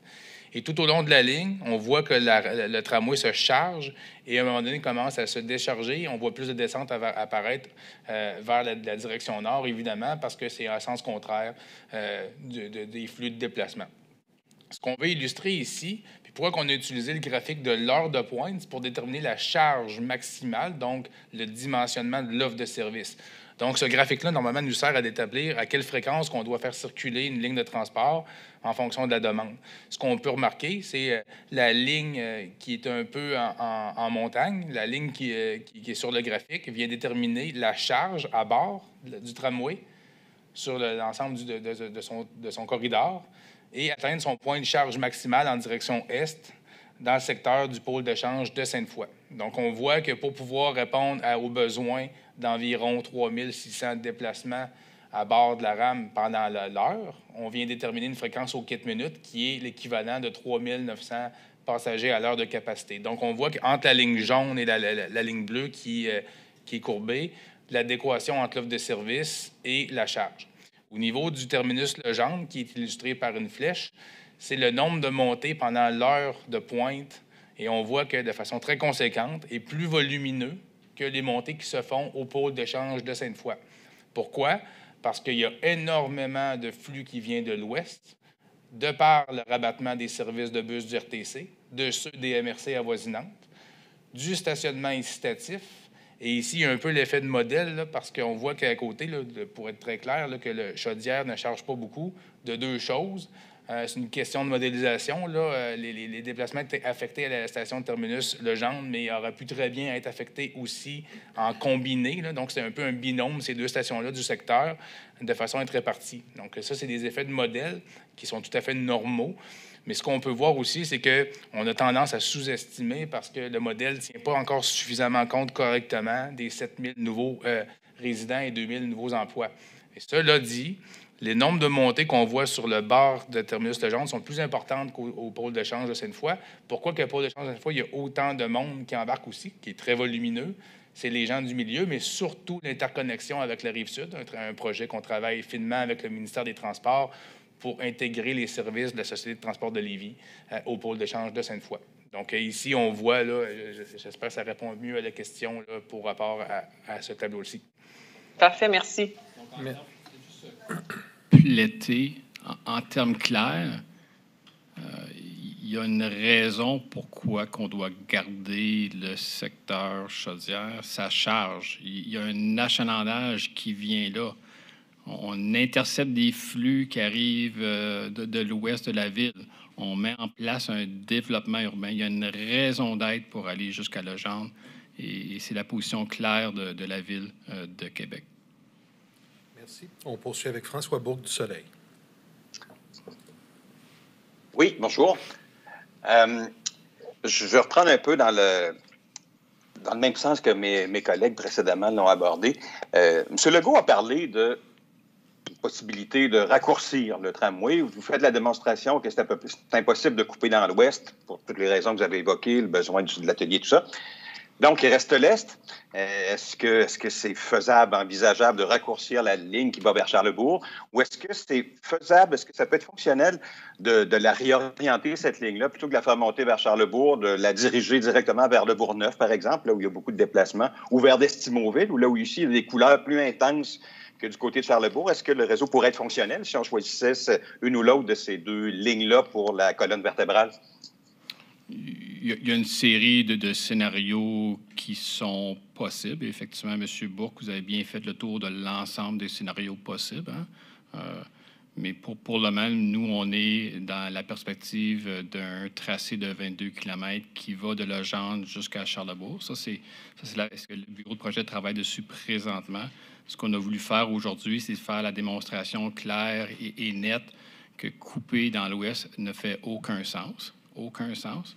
Puis après, pour le reste, il y a une série de scénarios qui sont sur la table et les discussions auront lieu dans les prochaines journées entre les autorités de la Ville et du gouvernement du Québec. Est-ce qu'on pourrait détailler ces autres scénarios-là? Si on décidait que la colonne vertébrale va vers le Bourgneuf plutôt que Charlesbourg ou vers Destimoville, quelles seraient les conséquences, quels seraient les avantages ou inconvénients de ces scénarios alternatifs? Aller vers le Bourgneuf ou aller vers Destimoville, c'est parce que finalement, c'est une page blanche. Hein. On n'a fait aucun travail de conception, d'identification des besoins. On partirait vraiment de très, très loin. À la différence, quand le tracé va jusqu'à Charlesbourg, on a fait ce travail-là, on l'a fait la conception, on en comprend les besoins d'acquisition et tout ça. Donc, la différence fondamentale, c'est que dans une phase 1, aller jusqu'à Charlesbourg, ça fait beaucoup de sens. Mais aller dans une phase 1 d'une colonne vertébrale vers le Bourgneuf ou vers Destimoville, qui sont des scénarios plausibles, bien, ça ne peut pas se faire dans une phase 1 de la mise en place du réseau structurant de transport en commun. OK. Monsieur Bonnardel a évoqué plus tôt cette semaine l'hypothèse, il faut encore mieux desservir les banlieues. C'est un peu le discours qu'on a entendu depuis le début de l'été, malgré l'offre, malgré ce qui a été mis sur la table par le RTC au mois de juin.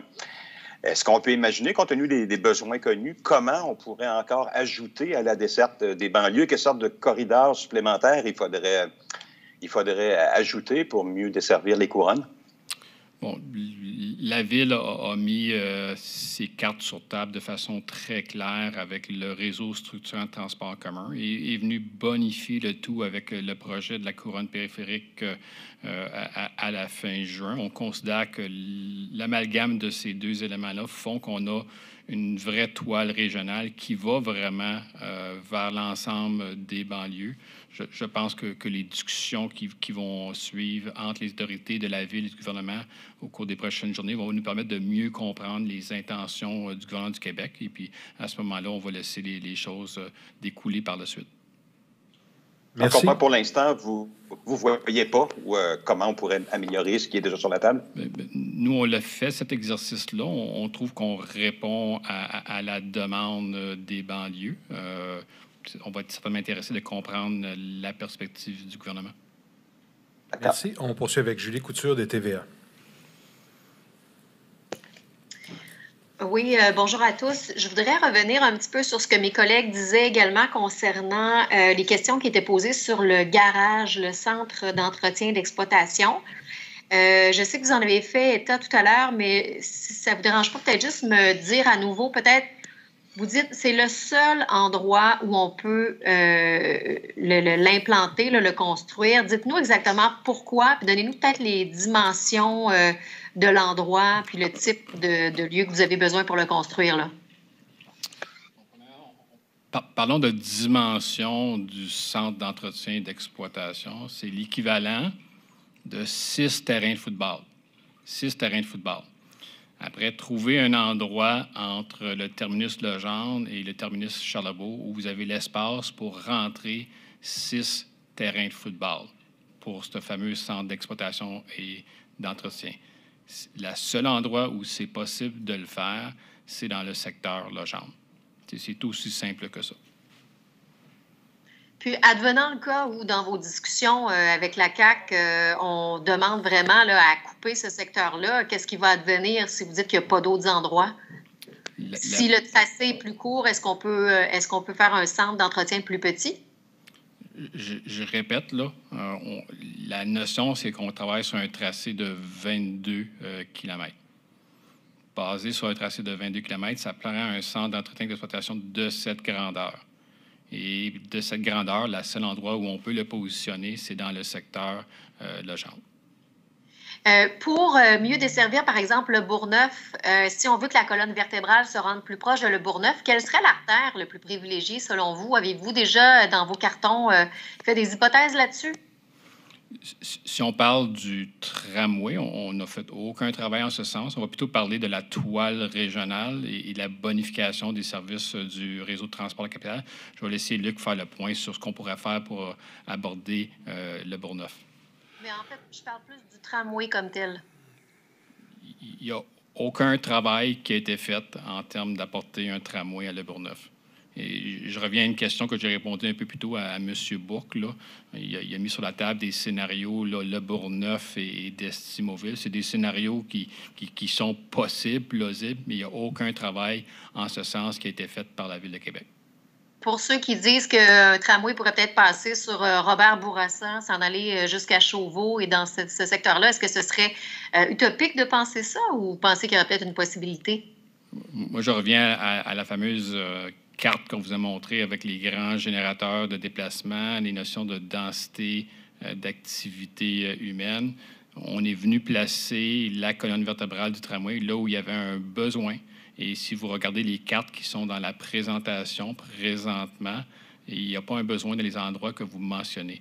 Il y a une notion éventuellement de traiter le Bourgneuf et de traiter d'Estimoville, mais pour nous, ça ne fait pas partie d'une phase 1 d'un projet de tramway pour la Ville de Québec.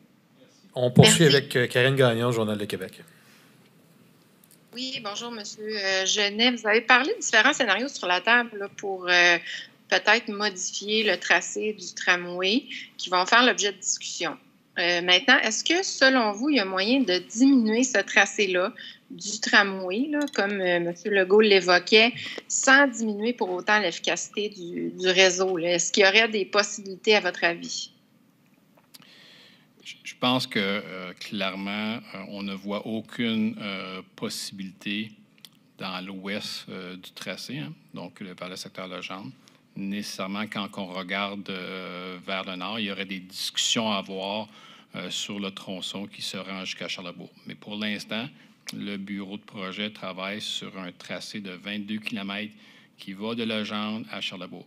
Et de façon claire, la Ville de Québec ne considère pas que c'est logique, sensé, de couper ce qui va se passer à l'ouest du tracé.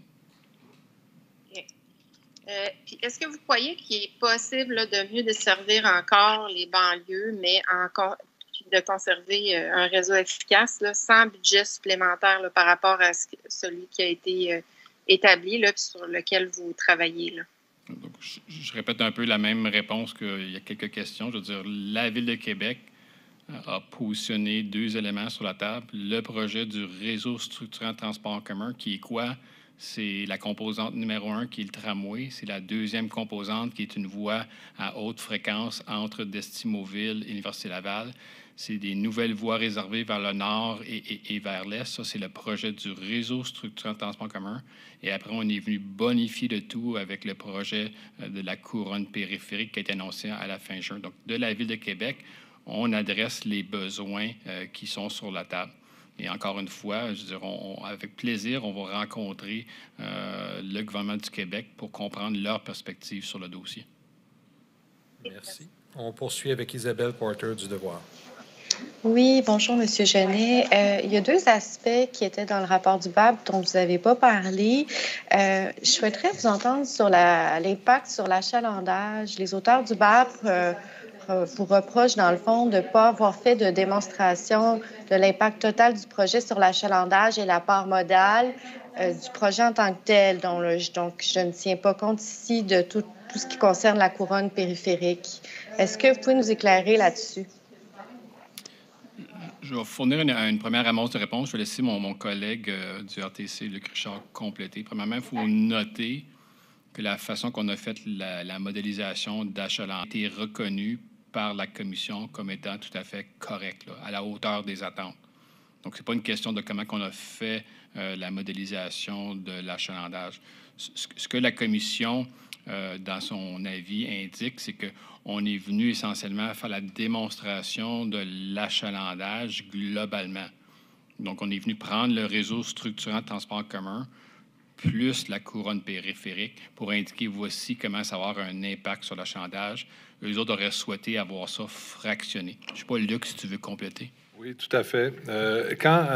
Pour information, quand on est sorti publiquement avec quand on a revisité l'étude d'achalandage, on a été clair sur la question a été posée à ce moment-là. Puis, ce qu'on a dit, c'est l'ajout de la couronne périphérique, c'est ce qui faisait passer entre 30 à 40 d'augmentation de l'achalandage.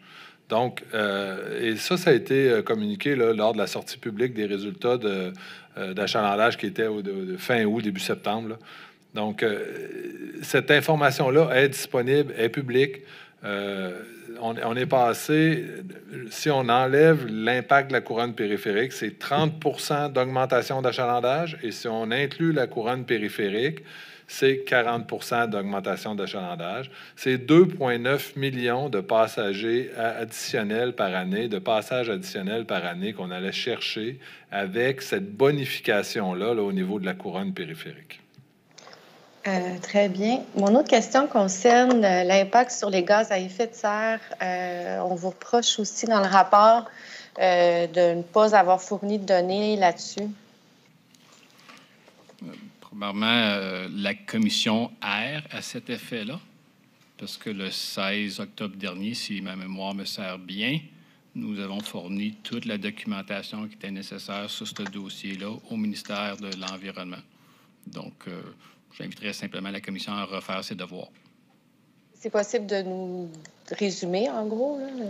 On parle de quel impact? C'est un sujet qui est très technique, les gaz à effet de serre. Je me limiterais à vous dire que c'est un bilan qui est positif et ça nous ferait un plaisir au besoin de vous communiquer des informations supplémentaires. Merci. Merci. Juste rappeler aux journalistes qui prennent la parole, si vous avez une télé dans votre bureau ou autre source de bruit d'ouvert, s'il vous plaît, mettez-la en sourdine afin qu'il n'y ait pas de bruit sur la ligne, comme on dit. Alors, on poursuit avec Jean-François Néron du Soleil. Oui, bonjour tout le monde. Le ministre Bonnardel a mentionné hier qu'il voulait revoir le tracé, mais qu'il voulait faire ça rapidement. Croyez-vous, de votre point de vue, que c'est possible, lorsque vous dites tout à l'heure que vous partiez d'une page blanche pour certains secteurs de la ville pour élaborer un nouveau tracé, est-ce que vous pensez que c'est possible de faire l'exercice rapidement ou, au contraire, ça va occasionner un retard certain et important au projet? Donc, le projet, c'est vraiment ce qui est sur la table présentement, c'est le 22 km. Pour arriver où on est rendu aujourd'hui, à une étape où on est prêt à lancer un appel de proposition, hein, compte tenu qu'on a commencé en mars 2018. Hein. Donc, ça nous a pris à peu près 30 mois de mars 2018 et essentiellement la période des fêtes 2020 pour être en position de lancer un appel de proposition. Et ce qui était un prérequis à ça, c'était de faire la conception préliminaire, définir les besoins d'acquisition, planifier tout le projet. Donc, imaginez-vous si du jour au lendemain, vous arrivez avec une autre idée, dans une autre direction, minimalement, ça vous prend le même montant de temps pour revenir au point où on est. Donc, de se lancer dans une direction autre que ce qui est le 22 km du tracé actuel, ça a un impact évident et très dispendieux en temps sur le projet. D'après le travail qui a été fait jusqu'à maintenant, croyez-vous qu'un changement de tracé, une modification qui sera apportée au tracé pourra avoir un impact négatif sur la portée que vous voulez donner au projet et sur l'achalandage futur qui est envisagé? Bien, quand on embarque dans un processus comme ça, quand je parle d'une feuille blanche, là, à la base, vous recommencez à faire des études d'achalandage. Donc, vous devez faire un paquet de travail rigoureux qui a été fait, entre autres, les études d'achalandage, les études de déplacement. C'est tous des éléments qui font partie de la conception préliminaire d'un projet et qui sont capturés éventuellement dans le dépôt d'une étude d'impact sur l'environnement. Donc, imaginez-vous, il faudrait repartir en arrière, prendre une pause, puis dire, OK, on s'en va dans une autre direction. C'est pour ça que la position de la Ville de Québec, du bureau de projet, c'est qu'on a un projet sur la table qui est solide. Nous, on appelle ça la phase 1 d'un grand plan de tramway de la Ville de Québec. La phase 1, elle est solide. S'il y a un désir d'aller dans une autre direction, comme M. Bourque a mentionné un peu plus tôt, mais à ce moment-là, il faut noter que ça prend du temps pour faire ce travail-là. Ce n'est pas en criant ciseaux qu'on arrive où on est rendu aujourd'hui. Merci. Merci. On poursuit avec Jonathan Bernard du FM 93. Oui, bonjour à vous. Question très rapide. Si on vous donnait le choix, la portion ouest ou la portion nord qui va vers Charlesbourg, laquelle que l'on garde si on a à couper? Monsieur Néron, j'ai fait le point là, plus tôt dans une couple de réponses. Je veux dire, la Ville de Québec, sa position claire, c'est qu'on ne peut pas couper ce qui s'en va vers l'ouest. Parfait. Donc, la portion au nord, juste pour préciser, là, celle-là pourrait être coupée davantage, celle qui va vers Charlesbourg. Poser la question et y répondre. Parfait. Merci. Je voulais juste qu'on soit clair. Et l'autre question, aussi pour que ce soit clair, vous dites que si on voulait aller vers Le Bourgneuf et Destimoville, il faudrait obligatoirement que ce soit dans une deuxième phase. C'est bien ça? Absolument. Sinon, on vient nécessairement mettre en place un délai dans l'échéancier de l'ordre d'une trentaine de mois. Je reviens sur ma logique. En mars 2018, on a créé un bureau de projet, on a lancé le projet. On est maintenant rendu 30 mois plus tard où on est prêt à lancer un appel de proposition. C'est 30 mois de travail incroyable qui a été fait dans le bureau de projet. On ne peut pas magiquement comprimer ce temps-là et penser qu'on va faire ça en 6 mois. Donc, ça prend du temps pour faire le travail correctement. Si on veut des études d'achalandage solides, si on veut de la conception bien faite, si on veut de la rédaction d'exigences techniques bien faites, si on veut un appel de proposition qui est bien lancé, ça prend du temps. Merci. Merci. On poursuit avec François Catapan de Métro Média. Oui, bonjour, Monsieur Genet. Probablement une question un peu champ gauche, mais pouvez-vous nous rappeler pourquoi on justifiait le choix du tramway en invoquant le fait que Québec soit une ville de l'UNESCO alors que le tracé ne passe pas dans le Vieux-Québec? On n'a jamais justifié le choix du tramway sur la base du commentaire que vous venez de faire. On a plutôt indiqué qu'on est venu placer le tracé de tramway là où il y a un besoin, en termes de générateur de déplacement. Puis dans l'articulation de la mise en œuvre du tramway, on a une notion, un grand souci de respecter la valeur patrimoniale de la Ville de Québec. Donc, on cherche à trouver l'équilibre entre la qualité du service qui sera livré par le tramway et aussi toutes les notions d'intégration urbaine. Donc, on n'a jamais, mais jamais justifié le projet sur la base du commentaire que vous venez de faire. D'accord, merci. Merci. On est rendu au deuxième tour, donc on recommence avec Stéphanie Martin, Journal du Québec. Et Stéphanie, en passant dans le clavardage de la conférence, le lien vers l'étude GES dont on a mentionné maintenant là. Merci. Oui, merci. Je voulais juste revenir sur l'achalandage du pôle Legendre. Vous dites que c'est l'endroit où, sur le tracé, il y aura le plus de montées là, en période du matin. J'imagine que c'est dans des projections, parce qu'en ce moment, oui, on peut capter du trafic qui vient de l'ouest, mais il n'y a absolument rien en termes d'habitation là, dans ce secteur-là en ce moment. Donc, dans quel horizon vous imaginez qu'elle aura sa pleine capacité, là, cette station-là? Donc, toute la question d'études d'achalandage, effectivement, c'est sur une base prévisionnelle. Hein. On bâtit pour le futur. Je vais laisser mon collègue Luc Richard du RTC faire le point.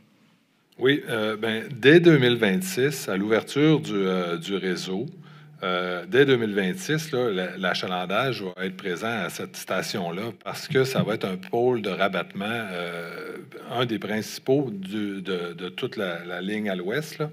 Donc, c'est dès le début. Là. Après ça, ça risque de croître à mesure que le développement aura lieu, mais dès le début, ça va être majeur comme rabattement à cet endroit-là. Tout ce qui vient de l'ouest va se rabattre là. Merci. On poursuit avec Louise Boisvert de Radio-Canada. Oui, j'aimerais savoir, dans le processus d'évaluation environnementale, est-ce que vous avez soumis seulement des documents au BAP ou si vous avez eu une audience où vous avez expliqué ou vous avez répondu à leurs questions verbalement? Comment ça s'est passé, ça? Une excellente question. Une fois qu'on a déposé l'étude d'impact sur l'environnement, il y a eu une détermination par le ministère de l'Environnement, par le ministre de l'Environnement, que l'étude était recevable.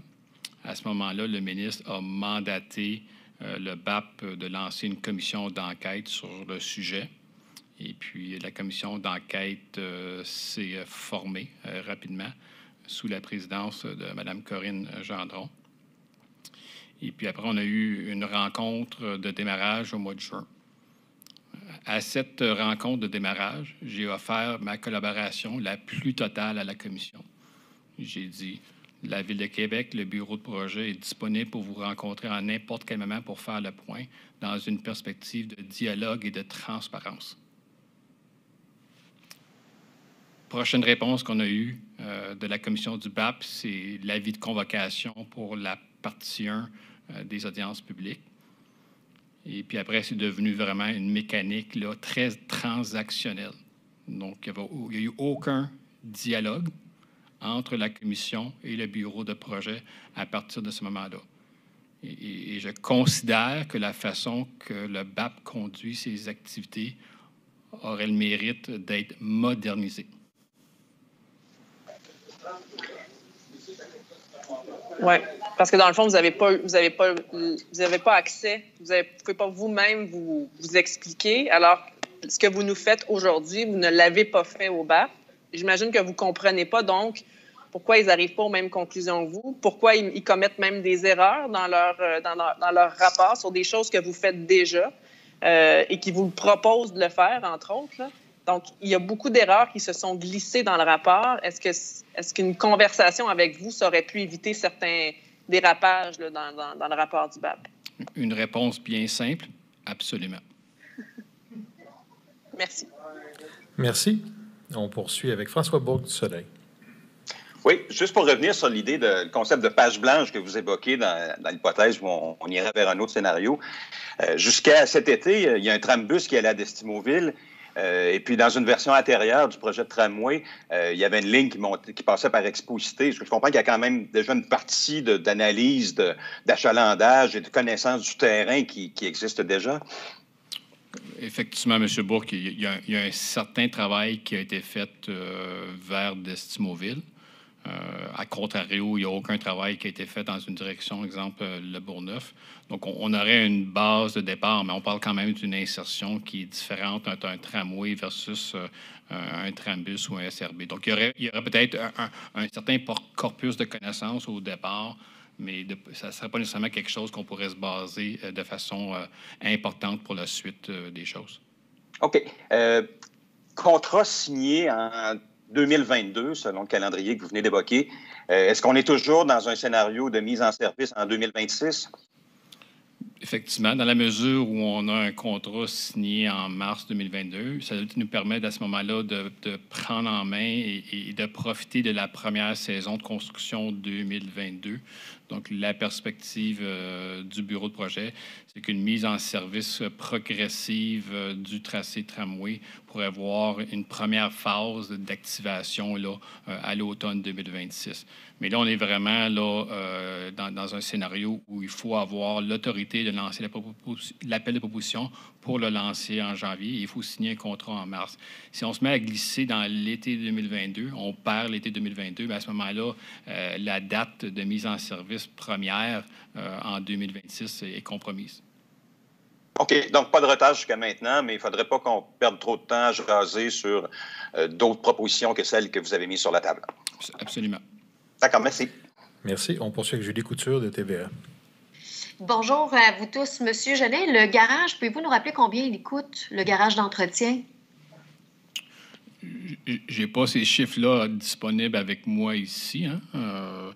Puis il faut faire attention parce que je vous donnerai un coût pour le centre d'entretien et d'exploitation. Ce n'est pas le garage, c'est le centre d'entretien et d'exploitation. Je vous donnerai un coût aujourd'hui, mais ce coût-là est basé sur quoi? Ce coût-là est basé sur le fait qu'on est dans le secteur Legendre avec un prix au mètre carré. Je prends le même garage, puis je le déplace quelque part, puis c'est pas possible, premièrement, de le déplacer nulle part d'autre sur le 22 km. Si on trouvait magiquement un endroit quelque part, je ne paierais pas le même prix. Donc, le coût est en fonction de sa superficie au plancher, mais aussi de sa localisation. Et jusqu'où tenez-vous absolument à ce tronçon-là en fonction du centre d'entretien et d'exploitation? Dans vos arguments là, pour défendre Chaudière, c'est l'argument de base? Est-ce que c'est l'argument central? Ce n'est pas l'argument de base. L'argument de base, c'est que la Ville de Québec s'est développée une vision pour le secteur, une vision qui permet d'intercepter les flux de circulation qui arrivent de l'ouest. C'est une vision urbanistique pour mettre en place un TOD basé sur le terminus Legendre et sur la station Chaudière. C'est l'amalgame de tous ces éléments-là qui justifie à la base le besoin d'aller avec un tramway jusqu'à Legendre. Et en plus, on a un centre d'entretien et d'exploitation principal où le seul endroit où on peut le positionner sur le 22 km, c'est dans ce secteur-là. Est-ce que c'est plus important le TOD, les 7000 résidents plus les 2000 emplois que toutes les banlieues, le Bourgneuf et l'Est? Je ne suis pas dans une situation de comparer, parce que c'est pas ça qu'on cherche à faire. On vient mettre le tracé du tramway là où il y a un besoin. On poursuit avec Karine Gagnon, Journal de Québec. Oui, M. Genet, vous avez invoqué un délai de 30 mois s'il fallait repartir en arrière pour modifier le tracé. Encore ce matin, là, il a été évoqué la possibilité la nécessité, si je comprends bien, d'arrimer le projet avec le futur tunnel Québec-Lévis pour répondre à une vision régionale. Mais là, à ce moment-là, je présume qu'on s'attend encore là à des délais important. Quand on parle de 30 mois pour une modification du tracé, si on parle d'arrimer avec un autre projet, ça m'apparaît quand même être quelque chose, une opération d'envergure, non? Donc, il y a deux verbes importants. Il y a intégrer puis arrimer. Quand vous faites une intégration d'éléments, ça devient un tout cohérent. Intégrer 2 bureaux de projet, vous créez un seul bureau projet, vous créez un seul projet. Moi, ce que j'ai compris là, des discussions des derniers mois, on parle d'arrimer. Arrimer, c'est s'assurer que 2 activités parallèles travaillent bien ensemble.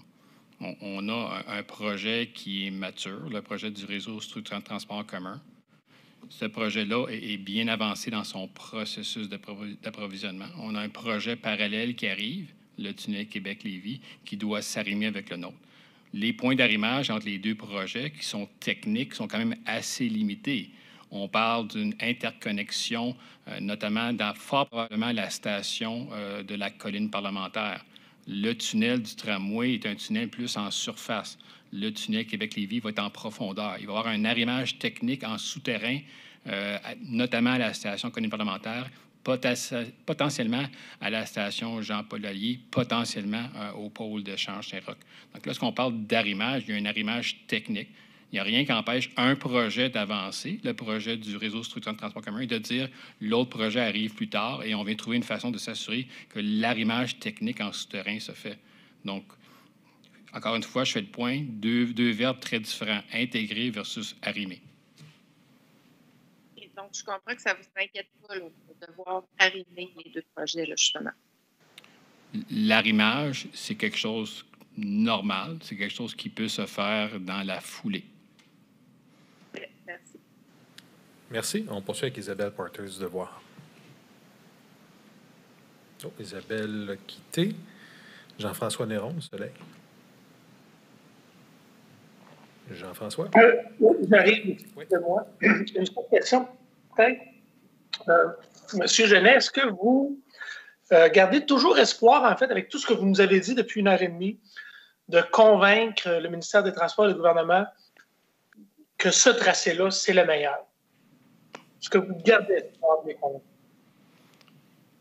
C'est votre mission, là? Absolument, M. Néron. Moi, je suis un gars qui regarde toujours en avant. On a un super beau projet sur la table qui a été super bien monté, qui est prêt à décoller. C'est à nous autres, la Ville de Québec, de bien continuer les discussions avec le gouvernement du Québec. Donc, moi, je ne regarde pas en arrière, je regarde en avant. Merci, ça me va. Merci. On poursuit avec François Catapan de Métro-Média. François? Oui, excusez-moi. Non, je n'ai pas d'autres questions. Merci. Ça va, merci. On va refaire un autre tour encore. Alors, Stéphanie Martin, du Journal de Québec. Pas d'autres questions pour moi, merci. Ça va. Louise Boisvert, Radio-Canada. Oui, aujourd'hui, la ministre responsable de la capitale nationale a confirmé que vous aviez en main les études d'achalandage que le ministère des Transports a fait. Est-ce que vous êtes en mesure de nous dire si les résultats du ministère des Transports concordent avec votre étude d'achalandage? Donc, effectivement, nous avons rencontré les instances du ministère du Transport du Québec avec leurs experts consultants. Et à ce moment-là, ils nous ont partagé sous forme d'une présentation les résultats d'achalandage, qui nécessairement, c'était à eux à les rendre publics et non pour moi d'en discuter ici aujourd'hui. Donc, je vous laisserai peut-être poser cette question-là à mes collègues du MTQ. Est-ce que vous avez quand même vu une surprise ou ce que vous avez vu vous a rassuré?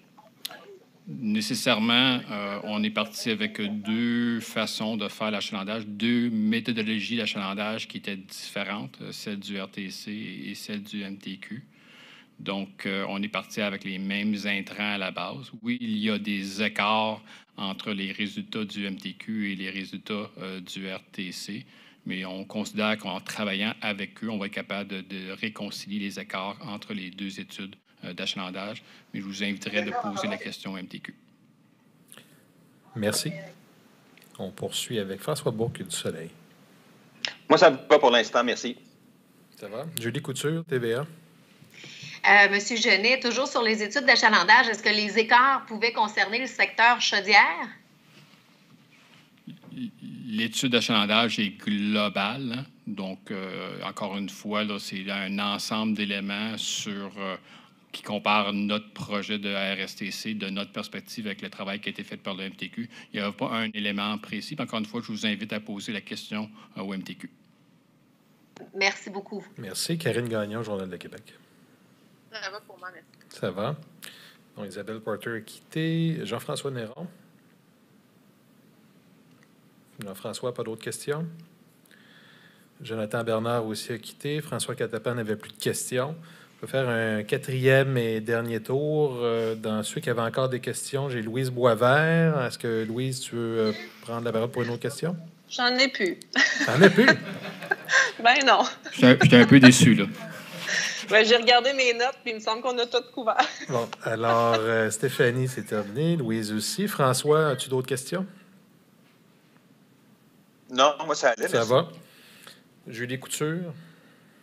Ça va, merci. Bonne fin de journée. Ça va, Karine? Ben non, on a fait le tour. Il n'y a plus personne qui a de questions, à moins que Jean-François Néron en ait une dernière minute. C'est bon pour moi. Ça va? Bon, on a fait le tour. C'est ce qui complète cette conférence de presse. Je remercie énormément l'ensemble des intervenants présents dans la salle et à distance, et évidemment les journalistes présents sur la ligne. Merci. Bonne fin de journée. Merci à tout le monde.